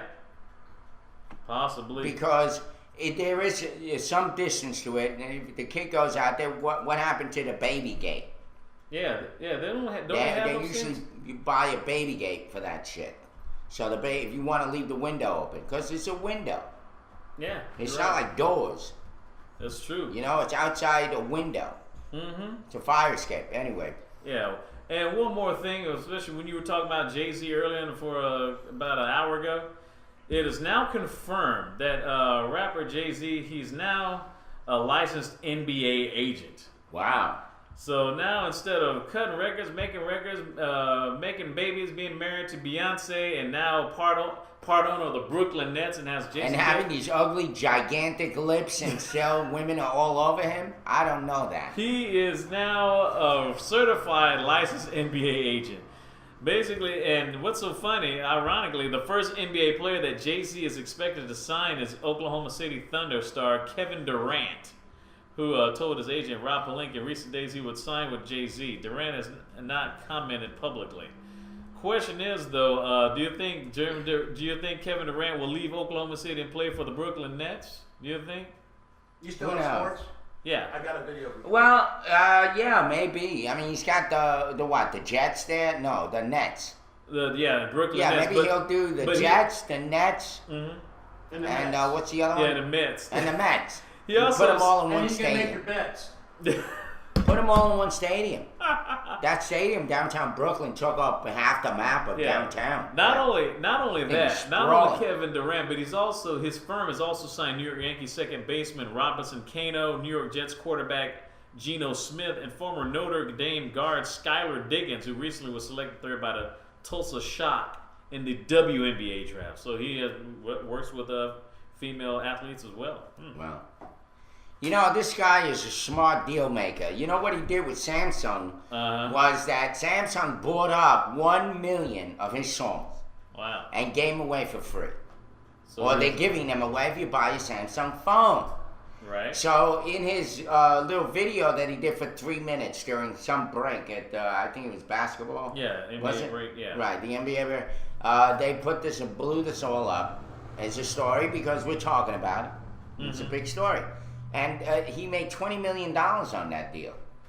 I wouldn't be Not surprised. bad. Not bad at all. And so, you know, that is and now he's going to be an agent because he could buy that license now. And I not don't to think it mention, costs $20 million. and not to mention, he's a part owner of an NBA team as well. Right, So I mean, whether you hate his music or like his music, I mean, you got to give credit to the guy's business savvy. He's a Brooklynite, you know. Okay, well, Ed has a video. I guess this will cap off sports. It has to do with sports. Okay. And so another subject we talked Oh, about. good. Okay. Bring it on, Roll baby. that beautiful What do footage. you do when people keep saying you're gay and you want to deny it? You show them how straight you are by starting a baby daddy controversy. Hey guys, I'm Patrick Jones, Sir Buzz 60. NFL safety Kerry Rhodes is reportedly saying he could be the father of Kim Kardashian's baby girl, not Kanye West. Could you imagine? Kanye's head would explode. Either that or he'd throw a party. According to the gossip website Bossip, Rhodes sent a text to some of his pals boasting that Kim's baby could be his, saying, "Man, this could be my baby. I was bedfellowing her at the same time Kay West was, LOL." The Rhodes' gay rumors come from a guy who claims to be Kerry's ex-boyfriend, but a lot of gossip sites, like Bossip, are convinced they're true. Now, normally a story that ties Kim K to an athlete would get some traction. I mean, does this girl have locker room access? But the only rumor bigger than Kim's love of athletes is the Rhodes rumor that he doesn't like women. Buzz 60, now you know, pass it on. Damn! Wow. You know, I wouldn't doubt it. I'm sorry. I don't know. I don't know. And Kanye's went out of town a lot. Mm-hmm. And a lot of these guys like to bang pregnant women. I knew someone that's a minister through this shit. That he liked to go after women who were pregnant, and he started showing it up in the church, and I'm like, oh, I was freaking out. I had to have another talk with him. Yeah, and maybe I'm a like, chance dude, when you think relax. about it. I mean, Kim was dating Kanye when she supposedly divorcing Chris Humphries from the NBA, but it said the ink wasn't even wet yet. You know what I mean? When Are you sure you're not an amateur what? Kim, a lover of Kim Kardashian? You seem to like those women. What? Maybe it's you. You're a sneak peek. What do you do on the weekends, Derek? Never mind. Just an idea. What the hell? But, you know, it's just something to think about because Chris Humphries was, I mean, she does have a thing for brothers and athletes. I mean, she was with Reggie Bush, running back for the Saints, won the Super Bowl. for the Saints. And then was with Chris Humphries, an NBA guy. And then her big little sister, Chloe, married this Odom Lamar guy. I know, all banging from each NBA. other. That's what kids do today. The NBA, another NBA player. Friends F friends. There used to be a saying out there. I think I used the word fuck a few times today, so I'll say it. Friends fuck friends. That's it. Used to be like a saying out there at one time. Like the young people were saying that to each other. Yeah, friends with benefits. It's all right, whatever. They used to clean it up. But it was basically that. It was like that was a new way of being a friend. Wow. Guest 639 says Kim Kardashian has seen more black dick than a prison mural. Ah, my God. Wow. That's great. That's a great line, dude. You ought to go on one of her stories and put that as a comment. Wow. People will love it. Derek is different. He does not like fat girls. Yeah, that's true. Anyway. No one will want to deal with Jay-Z, the last thing Jewish businessman who deal in trading black athletes want it publicity. Wants is publicity, I guess he means to say. I guess dealing with trading black. I guess they don't want to deal with black athletes because it's similar to slavery. I guess No, actually, the guys in New York. I mean, everybody in New York, they're scumbags. Everybody thinks like for their own little deal. Yeah. And you know what? He's got his posse. He's got his other guys that you got to deal with. Yeah. In any business deal with him, So guys that didn't even finish high school and that kind of shit, and they still got the attitude. Yeah. Who knows? Well, they even have an old man with a beard on that commercial. By the way, did you see that? Oh yeah, that was. Was he some token white guy in that? Oh yeah. They pick like this guy in overalls, big and fat and jolly with a nappy beard, laying on the couch rolling around like he's asleep. Wow, that's during that video. Speaking of a guy with a beard, it just kind of reminded me of something what you just said of the guy with a beard. You remember the guy, the George Zimmer? Great story. For the Men's Warehouse guy. Great segue. Says hundreds of Men's Warehouse shopper took to its Facebook page to express their outrage over the firing of the company's founder and public face spokesman George Zimmer. Yeah. Who was the founder of Men's Warehouse. Okay. Well, now you have to do it in his voice because I could do it, but we'll both do it. What's the saying? It says, you're gonna like the way you look. I guarantee it. Right. I say, you're gonna like the way you look. I guarantee it. Yeah. Which one was better? Take a poll. Basically, Zimmer, he opened the company's first store in Houston, Houston, Texas, 1973, and shoppers have been letting Zimmer into their living rooms for years as the bitter-faced, raspy-voiced man, reassuring men in the store's television ads, you're gonna like the way you look, I guarantee it. But the company's press representatives declined to say why he was fired. It says Zimmer issued a statement saying that he was fired because of disagreements over the direction of the company. Now, the companies are taking Zimmer's ousting personally, standing up for the man who's boosted their confidence and wardrobe for 4 decades. You're gonna like the way I look. You'll guarantee it. Yeah. See that? I spin that around. It's about him. Yeah. It's about me being assertive, or let's say, hopeful that I'm gonna like the way I look. But they always have to do shit on my suits. I swear to God, I can never find a suit that fits. I'm serious. I have to have it altered. Well, yeah. That's why I got into the dry cleaning business. That was part of it because I had a tailor that worked for me. He used to do, or she used to do all my shit. Yeah. Of course, I paid them. But I think Edward Mama, your brother Edward, he must got freaking ESP because I guess Men's Warehouse, they fired Mr. Zimmer because they didn't like the way he looked.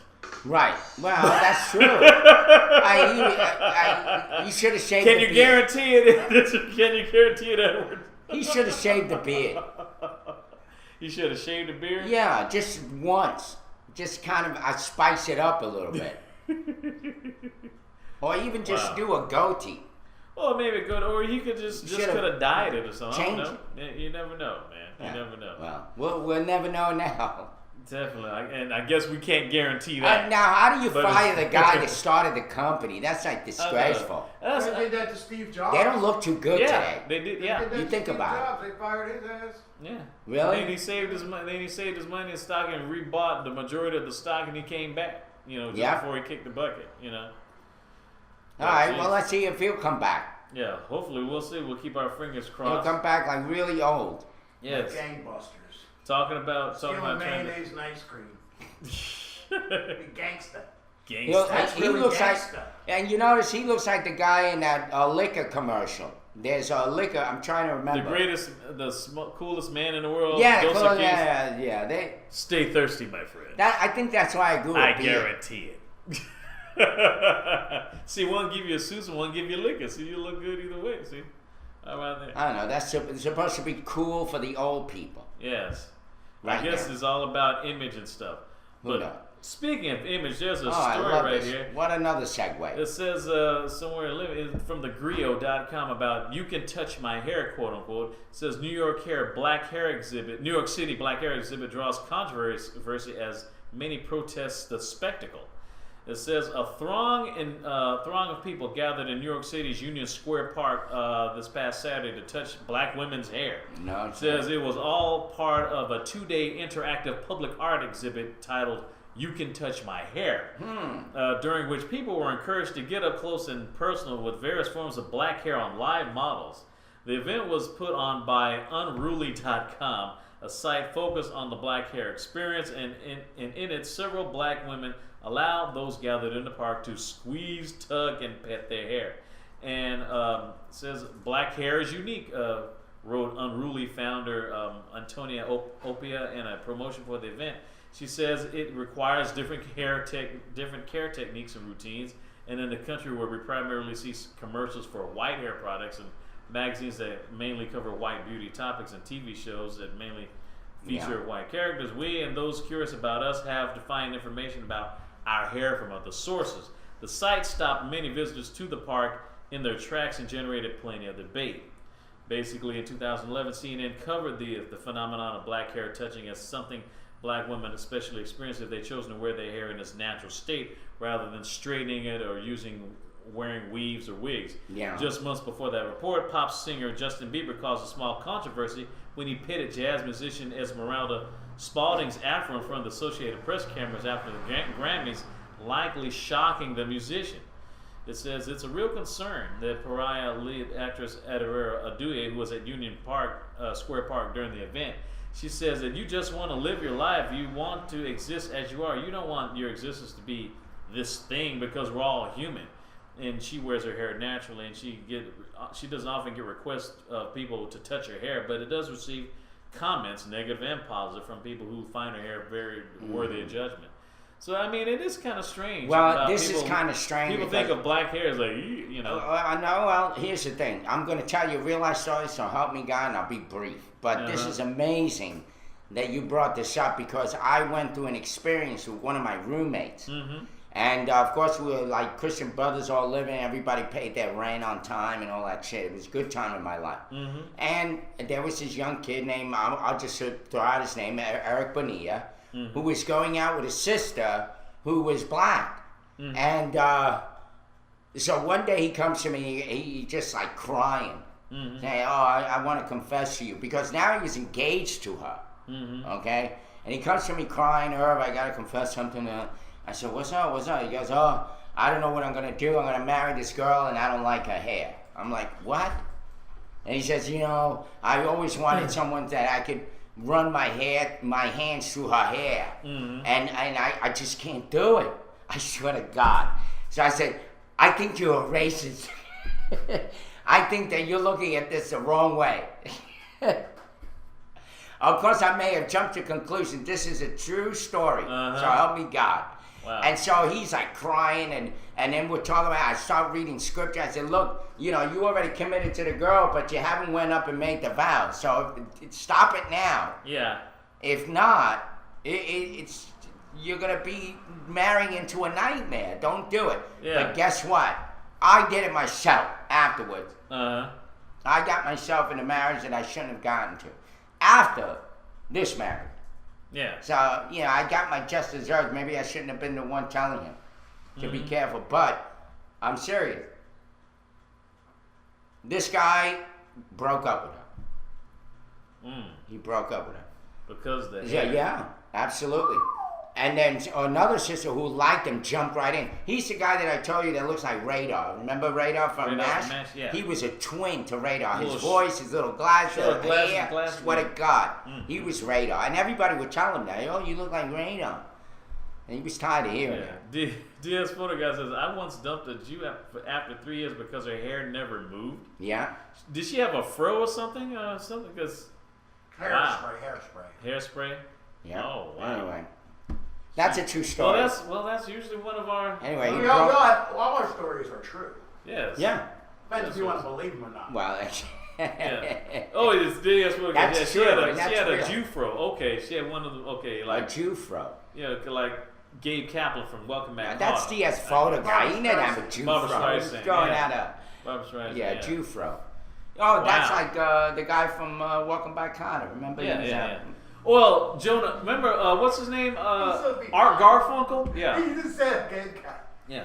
Art Garfunkel, he had one. Yeah. Jonah Hill. Jonah Hill, he had one in that movie Superbad. When I talk about the theory back, I had that theory called the usually the Jewish guy or Italian guy, when they don't have any black male characters, they always have some guy to play the surrogate black guy, the SBG or the SSB, as I call him, the second string brother. Like that guy. What are you talking about? Basically, when the guy who has when you have like I do want to touch it. That's 1/3 of the monster. No, and they're nice. They're spongy. Yeah. Usually, I love. Well, see, I that like was to a feel yeah. that. Well, see, that was usually a theory that I had. Usually, when you have either a Jewish guy or Italian or really Jewish guy or a really swarthy, tan-looking white guy, when you don't have that many black characters, black male characters, they usually have like a surrogate black guy, one of those tan white guys to play. You know, the guy who has like black tendencies, like whether he has like froish hair and That's unbelievable. That like to is cuss a lot, unbelievable. like to drink a lot. Could you imagine they gotta cut her stomach off and it would leave like a gigantic hole? Ugh. Never Be mind. like Sorry. Like a hole in space. That picture mesmerized me. Big old supernova. Well, it wasn't mesmerized. It was just basically horrified. It would be a much That better picture is word. a lot bigger than the story. That's all I'm saying. Oh, whatever. Jesus. All right. But geez, well, Could you imagine? But speaking of speaking of some hair, I'll go into the story that what Ed has gone for. Who said it first? I'll go ahead and get into that. Basically says who said at first, which was ironically Bad Hair Day. Wow. Boy, you must got ESP, boy. Yeah, I tell you. Yeah, that's good. The expression Bad Hair Day. Yeah, thank you. The expression, slang for a time when things are going badly, undoubtedly, had a limited currency before it reached a wider public. In an interview on Weekend Update, American television journalist Jane Pauley mentioned having invented the term herself during the 1970s. But according to the BBC, columnist Susan Swartz was the first person to spring the term on an unsuspecting public in print in the Houston Chronicle in 1988. Wow, on an unsuspecting adult public, that is. Swartz later acknowledged that she used the term quite casually, probably having heard it said by teenage girls. Nevertheless, she holds the distinction of being responsible for its first public appearance. The really major international exposure came in the 1992 movie Buffy the Vampire Slayer, written by Joss Whedon. Buffy says to the one-armed vampire, Amelin, "I'm fine, but you're obviously having a bad hair day." That was like the other day. They didn't just invent that, did they? No, I mean... You having a bad hair day? Bad hair day, that was back during the late 80s, what? early 90s. No, it's probably in the 30s, no? The 30s? Yeah, Mae West, wasn't she talking about her hair? Saying something like that? I'm having a bad hair day. Who knows? I never heard of that. Man, check the I think archives. that's a lot before Buffy the Vampire. Who knows, man? Who knows? Anyway. more things change, the more things That's stay exciting. the same. So what's the word again? Or what's the saying? Or who said it? Basically, Susan Buffy Schwartz. the Vampire. That's right. Buffy the Vampire in a movie, and Susan Schwartz from the Susan Schwartz from the Houston Chronicle, Bullshit. 1988. It was said before. Okay. Susan Schwartz. Speaking of Jews, everybody And calls bad each hair other that's Jewish. Hey, you're a Schwartz. Schwartz, which is basically German for black. So yeah, no there you big go. deal. Which see, that's a whole other story, right? And see, that's the reason why the Hill arrest anti-Semitism is raised, because it always goes back, whether biblically speaking or historically speaking, that the And people, they turn the meaning on it. Yeah, basically, because we know they intermingle with a lot of people, particularly in the African continent and Asian continents, in all that area, that Middle Eastern-ish area, and Asian area, and parts of Africa. So, I mean... But there's a lot of what? Racism. Well, yeah, there's a lot of... I mean, look at the traits. I mean, the freaking hair. I mean, hey, I'm just saying. Yeah, the hair annoyed them. You know? Isn't that weird? And because the blonde people, they have the stringy, beautiful thing. Mm-hmm. I mean, it's different. It's different. Yeah. You know? Of course, now they're trying to hide it by floating, frying, dyeing, and fried, dyed, and laid to the side. Yeah, there you go. And so, who the hell knows what they're doing? And now, of course, they wear wigs. Yeah. Which is a lot, you see the beautiful black women, and they have beautiful hair, but meanwhile, you find out it was only a wig. Yeah. And, that was made from Korea like or India or the Philippines. Look out of Ethiopia, or something.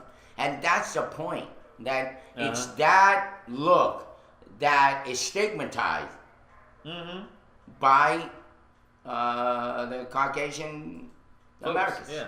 Mm-hmm. Yeah. I guess. Yeah. What did? I was just reading what they talked about in the tutorial. What did Vicky do? Vicky's 70. Dang.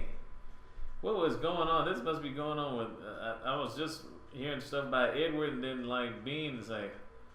My brother. He used to be an artist. Yeah, he loves to draw cartoons, and he did a great job. Okay, so you wrote a book. Ed wrote a book, child's book, and with his wife, and he did all the illustrations. That's cool. Now here's a funny story, very quick. Involving my brother. Okay, and it wasn't that he was there. It was just I was thinking about him when I heard the story. This artist talking about this was just recently. This guy is brilliant artist, and he does every kind of work of art. So he started doing an art called destructive art, which is basically he makes the thing and then destroys it. Wow. And so I remember my brother, because he would love to draw a cartoon, and he was doing such a great job, and then he'd go and crush it up and throw it away, and I would freak out. I wouldn't know, why'd you throw it away?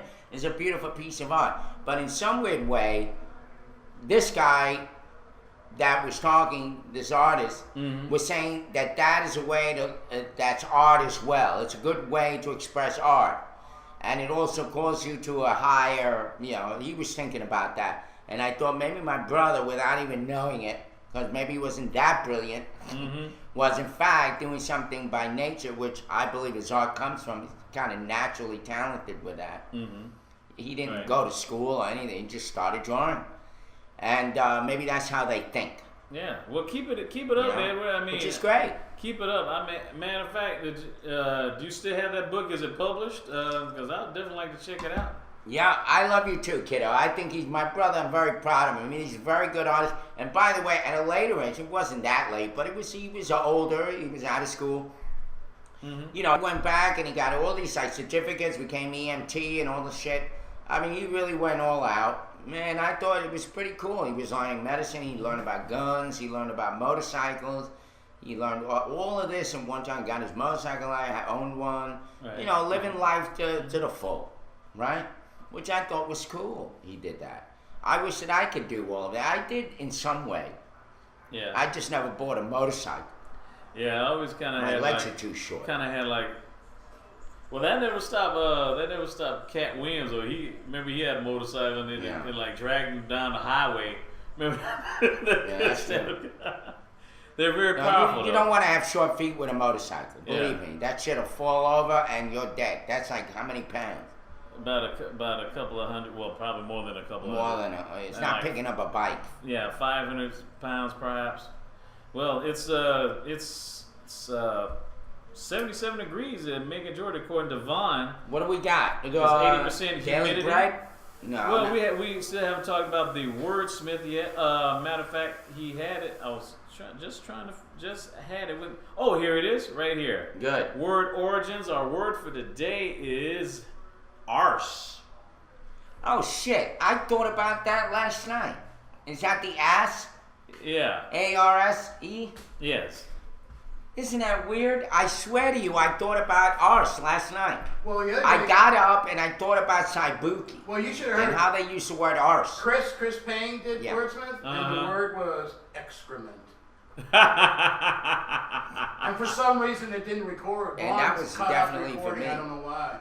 It ended at 10:27. Oh. Yeah, that was a few days ago. That's messed up. I was going through a lot of excrement. Yeah. It's terrible. Very interesting.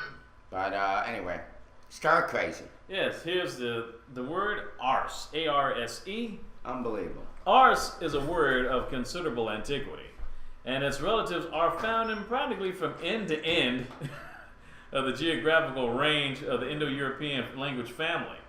From Irish E-R-R, tail, in the west, to Armenian or rump, R-U-M-P. Its Indo-European source was Orsos, O-R-S-O-S, which produced the Germanic form Arsaz, hence German Arsch, A-R-S-C-H, Dutch Ars, and via Old English Ars, English Ars, A-R-S-E. The euphemistic American spelling ass, A-S-S, appears to be as recent as the 1930s, although there is one isolated British record of it from 1860. The term Wheatear, W-H-E-A-T-E-A-R, for a thrush-like European bird, is an alteration over time of a Middle English epithet, white arse, after its white rump feathers. So the word of the day is arse, A-R-S-E. Alright, we got all these pain in the asses in the news locally. Or pain in the arses. Yeah, the arses. So to speak. We got this Junebug thing is flaring up again. That's good. I'm glad. And this time it was, basically, he is talking about Anthony here. So Anthony, listen up. Daryl Jackson just posted this. And he wrote, check out the latest link on my Facebook page about the murder of Sammy Davis Jr., Junebug, and see how a citizen was wrongfully arrested for protesting at the Cherry Blossom. He mentioned that. That was an hour ago, Anthony.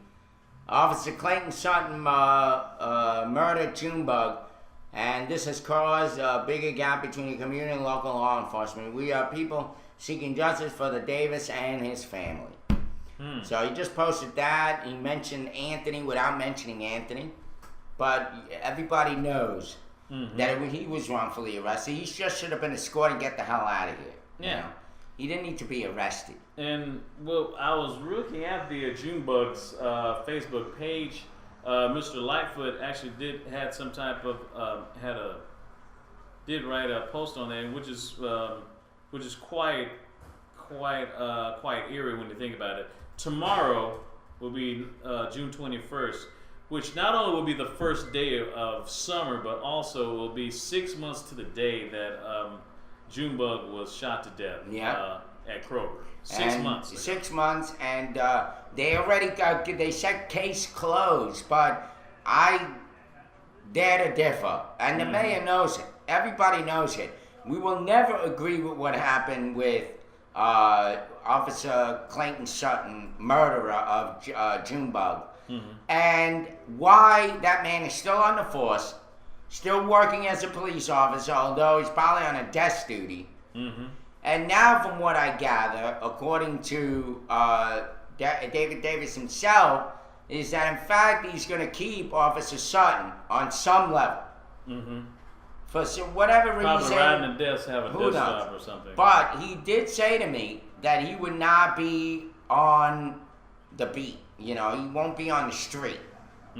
at least until they round up just about every person that doesn't like him at this point and throw him in jail. Mm-hmm. There's no way to tell what could happen if, in fact, he's walking around the way things are. Yes. Yeah, Ellen. So yeah, I wouldn't put him on the street either. Yeah, Uncle Salty says no. Anthony hasn't gotten arrested so far. He's still thinking about, I think, running for mayor right now. I guess that's one way of getting rid of the basically run for mayor. I guess that's. I mean, hey, why not? Well, why not? I mean, shit. He'll do a better job than what's being done. At least he'll be a pain in the ass, big time. I mean, he'll be on these people. No do doubt it right. about it. No doubt about it. I think he'll be that finger, this finger, of course. Yeah. This finger, of course. The middle. Pointing towards the problems. Yes. Definitely. Goodness gracious. Why not? Times. I got David Kuzno, and I got, and I'm supporting Anthony as well. I don't know which way I'll go. He knows how I vote. I don't vote. I say, yeah, I like this candidate, and then all of a sudden I go to that voting booth and I no, screw that. That's it. I'll do this guy. Tyra So London. I could change my mind in split second. So Tyra London, are you gonna come in here? Are you gonna come in here as a candidate, mayoral candidate, and say what your platform is? Just asking. that would be a hoot. That would be something to see. That would be. Well, it's 10:57, so it's time for daily bread. I guess. And I'll bring that up. I got all these other stories. Even Gandolfini's dead. Oh yes. And our daily bread for today is... Actually, I got the book right here. This is now the new book. Of course, I send in... you can just click on that. I wrote it. Mm-hmm. Never mind. Anyway, I got... they come. What is that? Subscription. Thank you. Got yourself one. Kind of nice to have around the house. All right, the name today is Rock of Refuge. For June 20th, yeah. By Jennifer Benson Schultz. Not refuse. Like refuge, yeah. A refuge. Is it the same thing? Well, Rock of Refuge, that's kind of like... refugee. Like shelter, yeah. Right, the shelter for the refugee, which we all are. A bunch of refugees right now. Really, think about it. And anyway, this is for June 20th, 2013. It was written by Jennifer Benson Schultz. She sounds Jewish. Who knows? A German. All right, one year during my vacation, I walked along the shoreline of a large lake. As I approached the pile of boulders, I noticed a small alcove between the rocks and observed that a tiny plant had taken root there. The plant appeared to be absorbing the right amount of sunlight and water. And it was also getting something else, protection. No downpour, nor windstorm would shuffle its tender leaves. The plant's secure habitat reminded me of these familiar hymn lyrics. Rock of Ages, cleft for me, let me hide myself in thee. Those words express what many of us want when we encounter people with evil intentions. People characterized by pride, cruelty, and a lack of disregard for God. When we are the targets of someone's wrongdoings, we can remember the testimony of the psalmist. The Lord has been my defense, and my God, the rock of my refuge. Verse 22. As our rock, God is dependable and strong. As our refuge, He can provide safety until problems pass. The psalmist reminds us, under His wings you shall take refuge. Psalm 94, verse 4. With God as our defender, we won't have to fear what others will do. We can trust that God will support us when trouble comes. Thank you, God, for your stable and unchanging nature. Help us to hide ourselves in you. When trouble comes our way, remind us that we don't have to fight our own battles. Refuge can be found in the Rock of Ages. And today's, again, the Psalm 94, verse 3 to 23. The Lord has been my defense, and my God, the rock of my refuge. There you have it. Psalm 94, verse 22. There we go. There you and go. How about that? Hope you finished enjoyed right that. on time. It's 11 o'clock. Yes. Thank you for putting it on there. Thanks. Just Southpaw. Yeah, thank you very much, spokesman. I'm just just There go you by go. a chatter name. You know, just in case if Rosalind happens to come in, buy us and we'll check it out. Just want to say thank you very much for watching us. Thank you everyone here. Because 77, DS Photo Guy, Edward Mampa, Yeah. Ellen Macon, Tower London, Ant Killer, Funky Dillo, Obama's Cat, Rush 2929. And who else did we have? We had a whole bunch of people. Oh yeah, we had tons Bean. of guests. We had Bean. Bean just and, left. Yerak was here. Yerak was also here. Who else? Let's Ellen, see. is Ellen Hydroponic. Macon still on? We had Big Brother. Ellen Macon, of course. Yeah, we had Ellen Macon. We had Big Brother here. Fat Vinny, the bully. Also, Mr. Bowler just showed up. Where the hell were you? And All right, Nical Amen. 3000 Thank you. and Hydroponic and Michelle Stacy. Yeah, there we Michelle go. Stacy We had a was whole bunch of folks here today, and we were appreciative. We were number one for a while. Now we're number like 5. Who there. cares? Number 4 or 5, but nevertheless, 4. we appreciate it. Yes. Appreciate your time and checking us out every weekday from 8 a.m. to 11 a.m. Eastern Time. Be sure to check out our Facebook page also, and also check out our best of the morning roast. Whether you check it out, episodes of the show, past shows from we were on Roasted, either on my channel, Southpaw 2K1 or Derek Barrett Films. Like, comment on them, and don't forget to subscribe to me if you haven't already. And also check out our show, the past shows, through the Facebook page. Yes. Or which will give you the link to the YouTube page. I wonder if Donnie Curry's on right now. Look, this guy is saying this is a real bad show. Why would you waste your time doing it or even watching it? It's a troll. Thank you for from your that boring comment. breakfast club. Give me a break. Creative Toes. Yes, that's what we have, They Rush. copied everything we do. I love you, Rush. Anyway, thank you guys. Hopefully tomorrow we'll have a better show. What was wrong Wasn't with too this bad, show? I guess. Nothing wrong with this show. And I'll have more pictures, and who the hell knows where we go from here. But see you tomorrow, right? See you tomorrow. We'll see you tomorrow for Flippin' Friday. Oh yeah. Yeah, don't forget to check out today was bad. Check out Game 7 of the NBA Finals tonight, 9 o'clock on ABC. The Heat versus the Spurs, Game 7. No more after that. Is either win or go home. See you tomorrow. Good night, ladies and gentlemen.